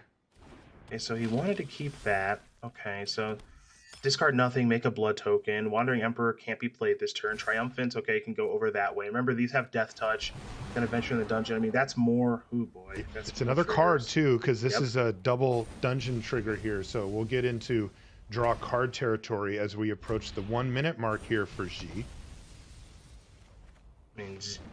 Oh, this is making me so nervous. Yeah, I mean, G is really far ahead, but look, the clock is part of the game too. And that's part of your responsibility when you're playing at the highest levels of Magic. Both of you have the exact same amount of time to make your decisions, and you don't make them quick enough, this is what happens. Zach just decides to let the Emperor go. There's another card and another wedding invitation transformed into festivity there. So 3 of them for Zach, 2 of them for G. Reflection of Kiki-Jiki. We're going to see the combo finally. Yeah, and unfortunately for G, Zach has actually drawn instant speed removal here. So not only does he get to cast a spell, he also gets to break up the combo with it. So really a clutch draw there from Zach just to keep his draw steps flowing down the line. But he's in a very precarious position here. G under a minute to go now, 53 seconds, and it's going to have to find a way to get Zach from 19 to 0 through a 7/8 like linker, 4 4/4s and 2 5/5s. And I do want to point out that there is also a hive amongst those lands here for Zach Dunn too. So, ooh, there's Soul Transfer off the top, and he's got both enchantment and artifact covered here. That could be the card that wins it if he can get these things deployed quickly enough. I want them both. Return, get rid of the flyer, get something back. Okay, he's going to go for Tainted Adversary, which would give him the most amount of power that he could have. And I think he's just going to ship the team here. He does not have the luxury of getting picky. Nope, only 3 attackers are going to come in. So these venture triggers. Oh, these dungeons are so annoying. He doesn't even want them. No, and he doesn't want them. Yeah, he doesn't want these. Click, like, click, click, click, decisions. click, click, click. Hive of the Eye Tyrant's going to get activated here. It's a 6/6. Yeah, just make a goblin. These first strikers plus this air creature. I got to imagine. So first strike, kill both of these things. First strike, flip that switch, kill both of these things. I have to imagine next turn is just untap, draw, attack with everything. I think right, and like, do you just pass here? Do you even bother to play any cards? I don't love playing that. 10 seconds. You can't do that. Pass a turn, pass a turn, pass a turn. Attack all button. I hope you're ready. He can still just go immediately to combat and ship it in and say math is for blockers and hope that he wins the game off of this combat step. Here we go. Can G pull this off? He's only got 9 seconds to go. The dungeons are the problem. The dungeons are the problem. Oh no, don't say he's going to get lost in the dungeon. And you see there's activations from both players. This looks like it's not going to work out for G. I don't see how he can get through here too many triggers. with all of these triggers. And he loses the game. Oh my God, heartbreak for G, who is surely going to win that game with more time. It's Zach Dunn who wins on clock. Oh man. Oh my goodness. Oh my goodness. That's so absolutely heartbreaking. Brutal. Yep. That is absolutely brutal. Was there a time when G was supposed to concede earlier in the game that he lost? Was there anything that he could have done with the decision making that would have been a little bit different, making his decisions a little bit faster?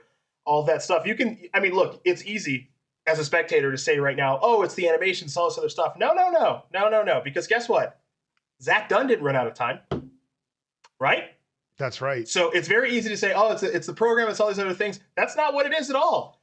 You have, just like your opponent, when you sign up for a tournament like this, you have, I'm holding magic cards. You have an amount of time to play, just like your opponent does. And look, some decisions take longer. I'm not saying that third game wasn't complicated. It absolutely was. But at the end of the day, Zach Dunn had plenty of time left to finish. G did not, and unfortunately for him, he comes up just a little short trying to cross the finish line there. It's brutal, but it was in his control. You know, it's a complicated 3-game match here. Yes. With 2 decks that have a lot of triggers, a lot of play, a lot of decision points, and it added up.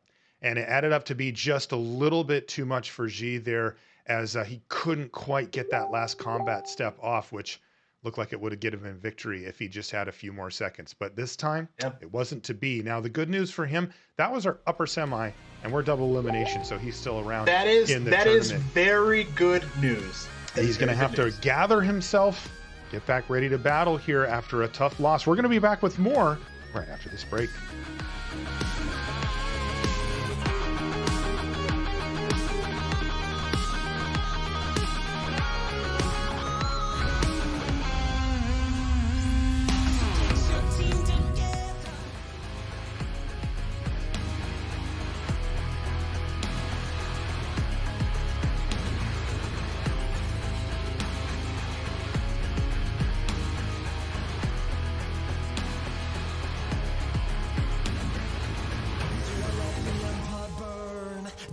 The fire first. Do I look to the past or do I look to the future? Do I hold the castle wall? Do I force them all to fall? There's just one winner and just one loser. Do I cling to ancient ghosts? Do I keep the safe and close? Do I pave my path by learning all of their lessons? Do I burn the ancient code? Do I find another road? Do I make no compromise in seeking progression? I will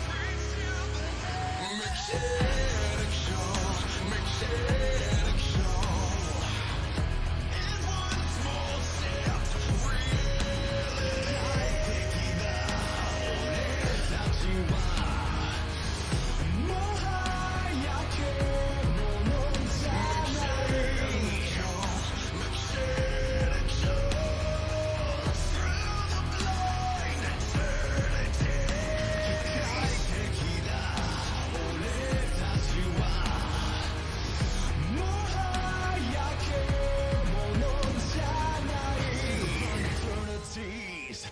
I am reaching desperately. I'll walk through every world, there must be an answer. A spell to me will course, I'll summon all my force. My fate could never be a better commander. Has it really come to this? Must I lead with sword and fist? I keep finding myself, challenging the heavens, questioning its reasons. Who will be the first to step across this line I now accept? Here I am in spite of the doubts, despite all my odds of recognized reality. To fight my every enemy.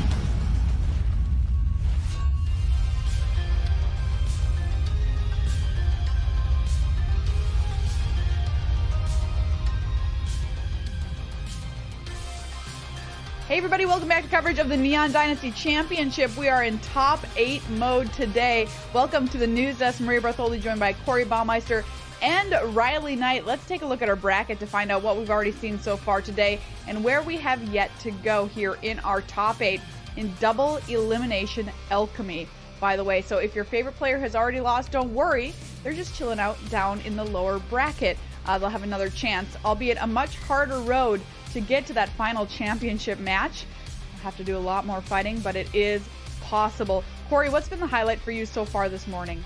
Well, so far that last match was had me at the edge of my seat. You hate to see time, come down to deciding a match, but yeah, that was still so intense, and it does reward, clicking a little bit faster. So it was that last match for me, Maria. Yeah, that was really exciting. True nail biter, that's for sure. What about you, Riley? Look, for me, obviously, I mean, it's the fact that not only have we given away 4 invitations to the World Championships, but the fact that there are still 2 more left for these players to claim. That's what's really keeping... And, this isn't even taking into account the fact that we've got a championship match coming up later today.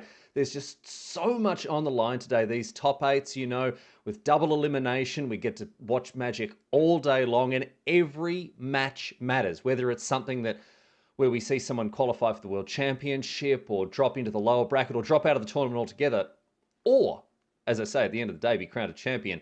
Every match matters. And this is what we love about competitive Magic. We want to see games of Magic, players dialed in, focused, and playing for, huge stakes. So the pressure, you love it. That's it, man. And there's a lot of Magic left to play today. A lot of seats for World. 2 more seats for the World Championship to be given away. So yeah, we got an exciting day of Magic still ahead of us. Yeah, and I mean, those seats for the World Championship, that's no joke, giving out 6 of them here at this tournament. It's going to be a larger World Championship than we've seen in recent past years too, which I think is really exciting. Mm-hmm. I have a tweet that I saw from Zach Dunn, who qualified for the World Championship, of course. All caps, by the way. OMG, I qualified for Worlds. You can't write the story any better, So exciting to see him doing so well at this tournament with his first top finish. If we have the bracket, we'll take a look at that to find out where we've already been today. Take a peek. Here we are. You can see those players that have dropped into the lower bracket as the day progressed. But now we're focusing on the upper bracket until we get to, put a player into the championship match. You can see right here, it's going to be Yudai Miyano and Zach Dunn in that upper finals match. As for Clerics versus Mardu midrange, you can see that our other matchup that we didn't get a chance to see on camera there, Yudai Miyano did in fact, of course, beat Ili Kassis. So Ili Kassis on that super sweet Orzhov Venture deck, going to drop down into the lowers. Riley, what are you looking forward to as we continue our way through the bracket here as far as decks are concerned? Well, I mean, obviously I'm pulling hard for the Orzo Adventure list. This is a deck that has really won me over, both, you know, in heart and mind. I've played D&D since, geez, I mean, I was a teenager when I first started playing. So Adventures in the Forgotten Realms, it resonated with me really, really hard. Seeing these cards come to life from, you know, the silly, the idiotic adventures I'd had playing Dungeons & Dragons over these years. You know, things like the portable hole, the bag of holding, you know, 50 feet of rope. These cards were great. And, you know, obviously not all of them are going to make it in Constructed, but I was so pleased when the Alchemy Rebalances targeted the adventure mechanic and we started seeing things like, I mean, even just Precipitous Drop. When it flashes up with those adventure or with the dungeon cards, I don't know, man. It makes me smile. And my favorite card in the adventure mechanic, of course, is Intrepid Adventurer, because he's a knight, just like me, dude. He's got his crown on. He's just come back out of the dungeon with a bag full of loot, and he's as happy as anything. So, look, unfortunately, you know, the Orzo Adventure deck isn't doing too well in our top 8 so far, but I'm hoping to see more of it in the lower bracket. And, you know, I'm all about this deck. I make no secret of it.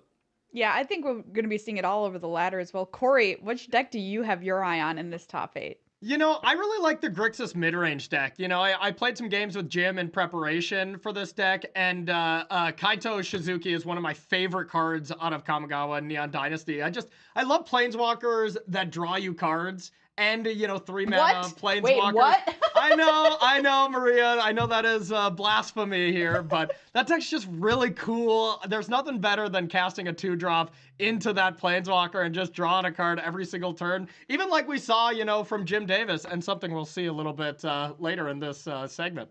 All right, well, speaking of Alchemy all day today, we've been previewing Alchemy cards, new cards from the Neon Dynasty supplemental set, and we have a new card to preview for you, everybody, right here. Riley, take it away. Oh, baby, I've been looking forward to this one, my friends. You know that I love green cards that put lands into play, and here is one of them, Kami of Bamboo Groves. Little 1-mana 1/1 with an ability we've seen before, actually, on Arboreal Grazer. And Arboreal Grazer was a standard powerhouse, man. That was a really, really hot turn 1 play. But what I really like about this card is the fact that it doesn't drop off in the late game. Something like an Arboreal Grazer, very bad top deck. This one, however, in the late game, it draws you 2 cards. You channel it, get 2 forests into your hand, and, you know, if you're playing it in a deck that has something like a landfall synergy or has any big, enormous monsters where, you know, on turn 3, 4, 5, you're interested in conjuring 2 extra forests out of thin air, man, this deck's going to do some work, I think, Corey. Yeah, I love this one. And you were saying Grazer was like a decent card. I called that card Unbeatable Grazer for the longest time, you know? Like, especially, like, I play a little bit of Modern from time to time. I'll play a Regavan. They play Unbeatable Grazer, you know, that was just game over right there. So any card that has that similar template, like Kami of Bamboo Groves, I think is going to be a really big powerhouse, because you always play like these like Llanowar Elf style cards, but then if they just get destroyed with a 1-mana removal spell or something like that, and you really needed it, then you feel pretty bad that you didn't ramp by just putting a land into play. So I think this card's going to be pretty good. Yeah, I love the channel ability on it too, just because, I mean, first of all, it's just great, it's strong, but also because conjuring 2 forests into your hand, that's just so weird. That's just a weird feeling in Magic. And with Alchemy now, we now get to have that feeling like, oh, look, now I have 2 forests that have just appeared in my hands. Yeah. And I know another Alchemy card conjures land in your hand, but I just think that's so cool. So yeah, I'm here for this card. We've got more Alchemy card reveals coming up at you as the day continues, everybody.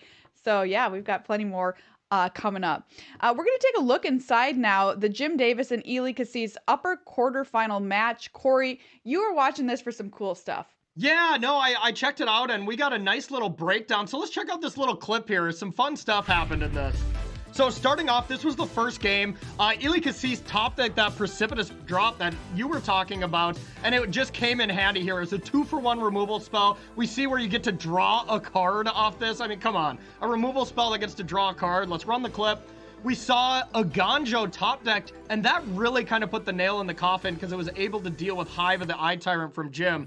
But have no fear, Jim Davis fans. Game number 2 went a little bit better here. We're going to keep an eye on Jim Davis's camera because watch his reaction here when we see what Jim top decks here. It was pretty classic. So look at that. Ooh, yeah, I think we were all doing that at home. City Stalker Connoisseur being the top deck there. That kind of shifted the game. And then we're going to go to this third one where just look at this start from Ely Cassis. He was doing so much venturing, and that battlefield just was too much for Jim to deal with. And that was Jim's first loss of the tournament, Maria. Can you believe it? Yeah, unbelievable. That game was so cool, and it really showed off this venture deck. When it is firing on all cylinders, it is terrifying. Yeah. Terrifying. Really, really cool stuff. Well, let's talk about our next feature match. This is a big one, everybody. This is the upper finals. Whoever wins this one is going to be in the final match. Yudai Miyano versus Zach Dunn. Yudai Miyano on Esper Clerics.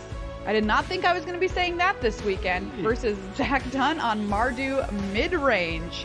Let's get to meet our players a little bit better. Yudai Miyano has never played a tabletop sanctioned event. So all arena, all the time here. Qualified in January, and guess what, everybody? That was his first qualifying weekend he had ever played. So he's like, yeah, oh yeah, this Magic game, it's pretty easy, right? Play a qualifier weekend, get into the top 8, get into the World Championship, dust off shoulders. Let's talk about the highlights from the upper quarterfinal here, Riley. Yeah, I mean, we've already seen Yudai Miyano seem very, very comfortable at home. This is his home ground, really, playing on Arena, of course. And up against Johnny Gutman in the upper quarters, he was able to dismantle his opponent across the 3 games. But really, what just stood out about this is just the raw power of Esper Clerics. It's a deck that I think kind of fell off people's radar after a round of rebalances, but I don't know, man. I think we need to re-examine this list and actually see that Clerics might not be out for the count.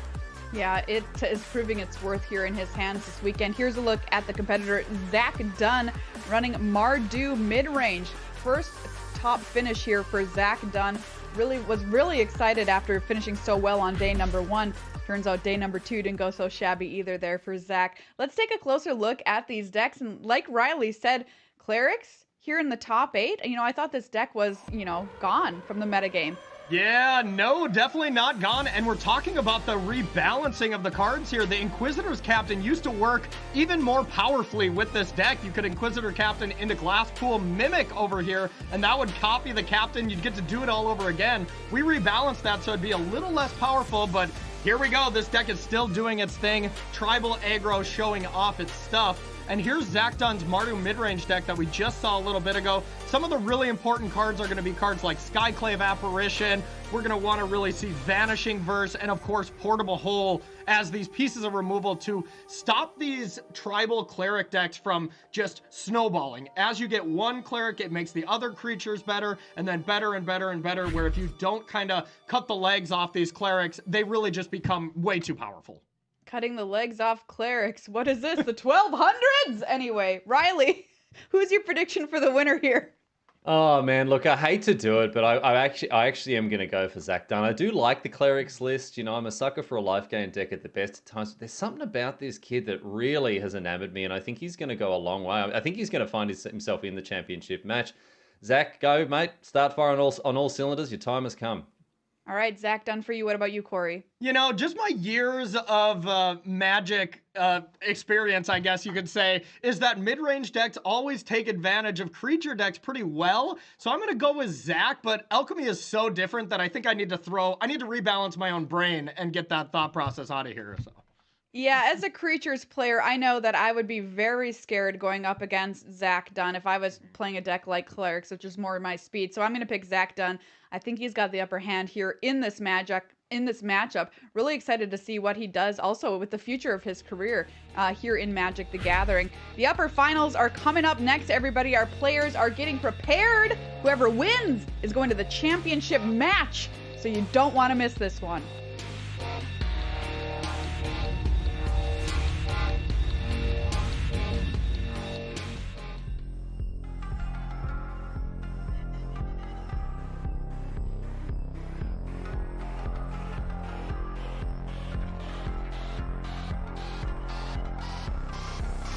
MiKoch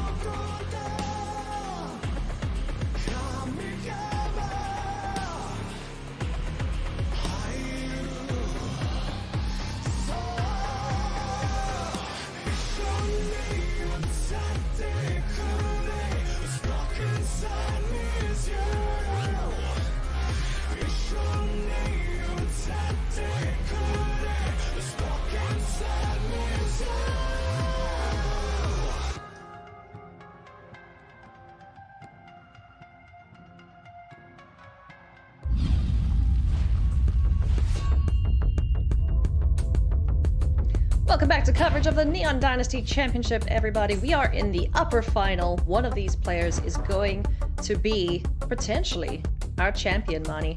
I'm Ailey alongside Mani Davudi, and before we jump into this matchup, let's talk a little bit about it, because Esper Clerics and Mardu Midrange haven't butted heads all that much this weekend, with Mardu Midrange coming out on top. So what sort of game plan do you think we have to see from Esper Clerics to get over this Mardu Midrange deck? Yeah, all that much is actually maybe even a bit of an understatement, considering 2 people brought Esper Clerics to this event. I don't think many of us had Esper Clerics on our upper final bingo card at the start of the weekend. And yeah, Yudai Miyano doing what I think he expected to do by bringing Clerics. He's beat up on a lot of runes, a lot of mono-white aggro, did pretty well against the Rakdos Sacrifice deck, but one loss in Alchemy in the Swiss was to Grixis midrange. Yeah, he overcame Orzhov Venture in this top 8, but this Mardu midrange deck is sort of a different beast, and I'm worried about the chances of Clerics going up against this sort of engine. We've seen what the Mardu midrange deck is capable of in the last round, so let's see how Esper Clerics in the hands of Yudai Miyano fares against Zach Dunn's Mardu midrange. Both of these players in their first top finish, looking to secure that championship match berth. So let's jump into the game, take a look at what the players are working with. Let's rock and roll. Now, before we do get deep into this game, friends, just want to remind everybody that we are a remote production, so we did have a little bit of issues getting Zach Dunn's feed to us. We're at the mercy of the internet around the world, so we will be hanging out with Yudai Miyano throughout this matchup. So we get to play a bit of a guessing game here, Mani. Yeah, it's always unfortunate when we're working with single perspective Magic, but it is fun as a caster to not have that perfect information that we're normally dealing with, and try to just not only put ourselves in Yudai Miyano's seat and see what life is like from the perspective of Clerics, but also try to imagine what we think is in Zach's hand. Exactly right. Very good draw here. Bright Climb Pathway, This allows Yudai Miyano to get double Lunarch veterans down on the battlefield. So next turn, if it's a Voice of the Blessed time, woo, buddy, there's going to be plenty of counters rocking around. Yeah, as powerful as Takenuma is, you definitely want to be making your first few white sources of mana in this Esper Clerics deck. Finding double Lunarch Veteran to start off and being able to go into either Righteous Valkyrie or Voice of the Blessed and just start this life gain off early, get those counters on the Voice, and put yourself in that early commanding position is really nice. Yeah, the other side of things, though, that's a very good looking curve. I would be super incentivized to just go, okay, Righteous Valkyrie into Captain, and then Voice of the Blessed can come down whenever he runs out of stuff to do, really. Just think about all the counters you're missing, though, Ailey. I know. Just, really think about all of those counters as Yudai is thinking about all of those counters, Ailey. In the end, he's going to make the most mana-efficient play and get Righteous Valkyrie ticking, so that's 2 extra life as soon as a third creature hits, but this looks like a Vanishing Verse going to take care of that. We could have been very close to 27 by the next turn, so a little unfortunate, but you know that this mid-range deck is going to be packing all sorts of removal pre-board. Yeah, looking at Zach's list, one of the big things I notice is there's no Meathook Massacres in the main deck. So if Yudai is able to get this board out of hand, the same catch-up mechanics that we've seen in some of the other mid-range decks isn't available in this first game. So Zach is really going to be relying on making sure he gets some creatures or cards like Wedding Announcement down just to be on the board and make sure that Yudai doesn't get out of hand too quickly. This is so unfortunate. If there was one extra white source down, we could have gone Voice of the Blessed or Cleric of Lifespawn, any combination of those 2 cards, and just information, get more counters going. Information, yes. Hey, could we see the other side of the battlefield, please? Wait, Yudai? Please? Kindly? Do us a solid here, buddy? Nope. Yeah. Give me a peek of you're the hand. best. Let's go. have a look. Whoa, that's a lot of removal. Okay. Cool.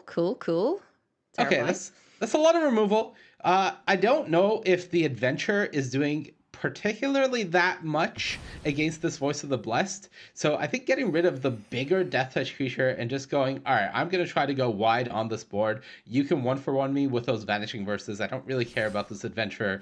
Let's play this game. Love that decision from Udai. And now we at least know some of what Zach's working with. Oh yeah. Lunark Veterans. He won't be too sad to lose these if they swing in here, to lose it to this little human token off of the wedding announcement. But decides, you know what, actually, I'd like to get some dumb life gain triggers going. I'd like this cleric to be enormous as well as the Voice of the Blessed to get ticking, so... Zach's just going to pass the turn back. 2 pieces of removal in hand. Mistgate Pathways are going to come on down in case we do find the Glasspool Mimic. And the nice thing about the the Cleric of Lifespawn is Vanishing Verse can't touchy that one. So at least one of these little, I don't know, could we call them bears? They're big bears. They'll survive. Yeah, I think Cleric is definitely the not end game plan here for Udai, but looking at the hand that features all 3 copies of Vanishing Verse from Zach that is surprise. All right, hold that thought. This is a really unfortunate unknown card for Zach Dunn to have here. Udai had pretty close to perfect information, having Elite Spellbinder the previous turn, but what he didn't know about was perhaps one of the most important cards of the matchup. Yeah, Wandering Emperor, preserving the life total. And getting rid of the evasive creature, Lunark Veterans. Gonna trigger twice there for us. And Cleric of Lifespawn starts the counter train. What Udai has right now is the luxury of time. Time to find something like a Pyre of Heroes. Time to find something like more Inquisitor Captains. Could draw the Glasspool Mimics now that he has that Mistgate Pathway online. Able to play the Glasspool Mimic from hand, copying Inquisitor Captain to still get the trigger. It doesn't matter that it is a copy, you have still cast it from hand. So good top decks available for Udai. Has perfect information again and knows that I have to fight through 2 Vanishing Verses. And if I do, I'll be in a really comfortable position. Yeah, Udai is possibly hoping that Zach is just going to fire off these Vanishing Verses on one of the creatures already out there, so Voice of the Blessed survives, but I think now that Righteous Valkyrie's been drawn, Voice of the Blessed is just going to be some cannon fodder, pretty much. Yeah, I think we're going to see the title of cannon fodder get passed around here like hot potato until Udai decides what is going to be my ultimate creature that I want to survive, because we've seen 1 Vanishing Verse go, 2 more in hand.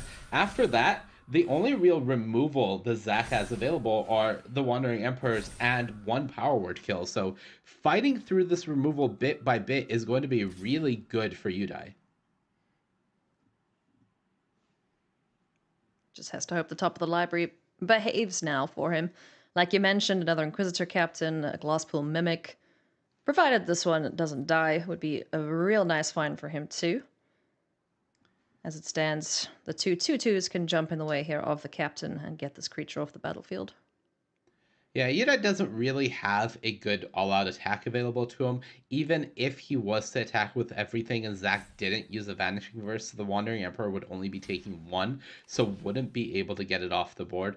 Instead, just slowly chipping away at this board position, dropping a little bit of bait. I think Voice of the Blessed is a really powerful card, so Zach can't really allow it to survive for an extra turn cycle.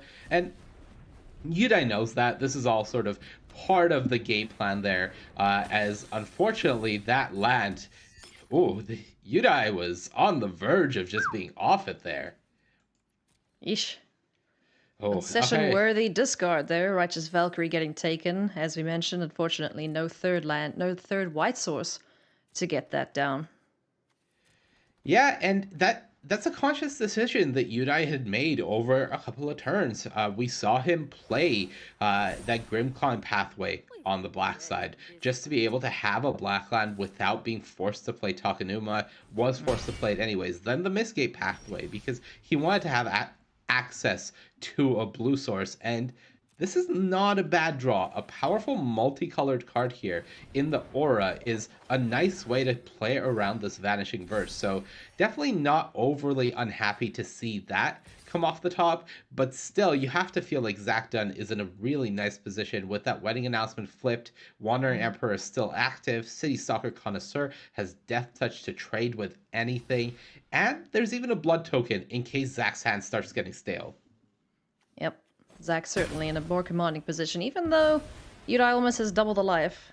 This Aura Skyclave Apparition will get to hang around as he is multicolored, so Zach's going to have to find another piece of removal, and when Aura dies, I like to call him Aura the Explorer, that's when the he one. dies, well, that's the one that can get rid of him. Yeah. You'll go and fetch something a little cheaper from the graveyard, so...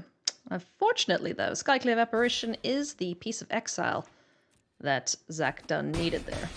Yeah, if Udai wanted to concede last turn, that feeling must be more amplified now, because this is going from bad to worse every turn, and all of the creatures Udai would have wanted to clone with that Glasspool Mimic already gone means the Mardu midrange deck takes a very commanding game one.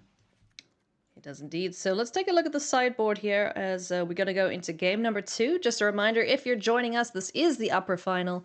Zach Dunn and Udai Miyato looking to make their way into the championship match. The loser will be heading down to the lower bracket to fight it out there with the other participants. Yeah, we do see some copies of Duress being brought in here from the Esper Clerics deck. We see the auras being taken out. A little awkward. Obviously, you do like multicolor threats against a deck that is bringing cards like Vanishing Verse, but unfortunately, it might just be a little too slow considering you're paying 4 mana and then there's so many exile effects waiting on the other side, cards like Skyclave Apparition. So even if Aura itself doesn't get exiled, if your opponent is exiling a lot of your earlier threats, you might not be able to get full value from its ability. So I understand why Udai is going for this exact build, and it seems very much like trying to play a bit more reactive game plan, having those Spell Pierces, the Negate, as well as the Duresses. Yeah, the game plan with the Pyre of Heroes kind of relies on your stuff not getting exiled, and this Mardu midrange deck is packing plenty of exile removal effects. So I'm curious if we'll see the Pyre come out, or if Udai is still pretty happy to have those in there as a just in case. All right, so Ailey, now this is... I'm not going to speak for Udai here, but I've been in this position before where I've brought a deck that I tested pretty extensively for a tournament. I was ready for the top 3 or 4 decks that I expected in the field. I knew how I was going to sideboard. And then I run into the deck that I've just never seen before, like this Mardu midrange deck. And I don't have a sideboard strategy, and it comes side to sideboard, and I'm just like, all right, what do I cut? What do I cut? Shave one here, shave one here, put something back in, reconsider. The little song and dance of just trying to figure out how do I get these numbers to line up and try to attack this deck in a reasonable way.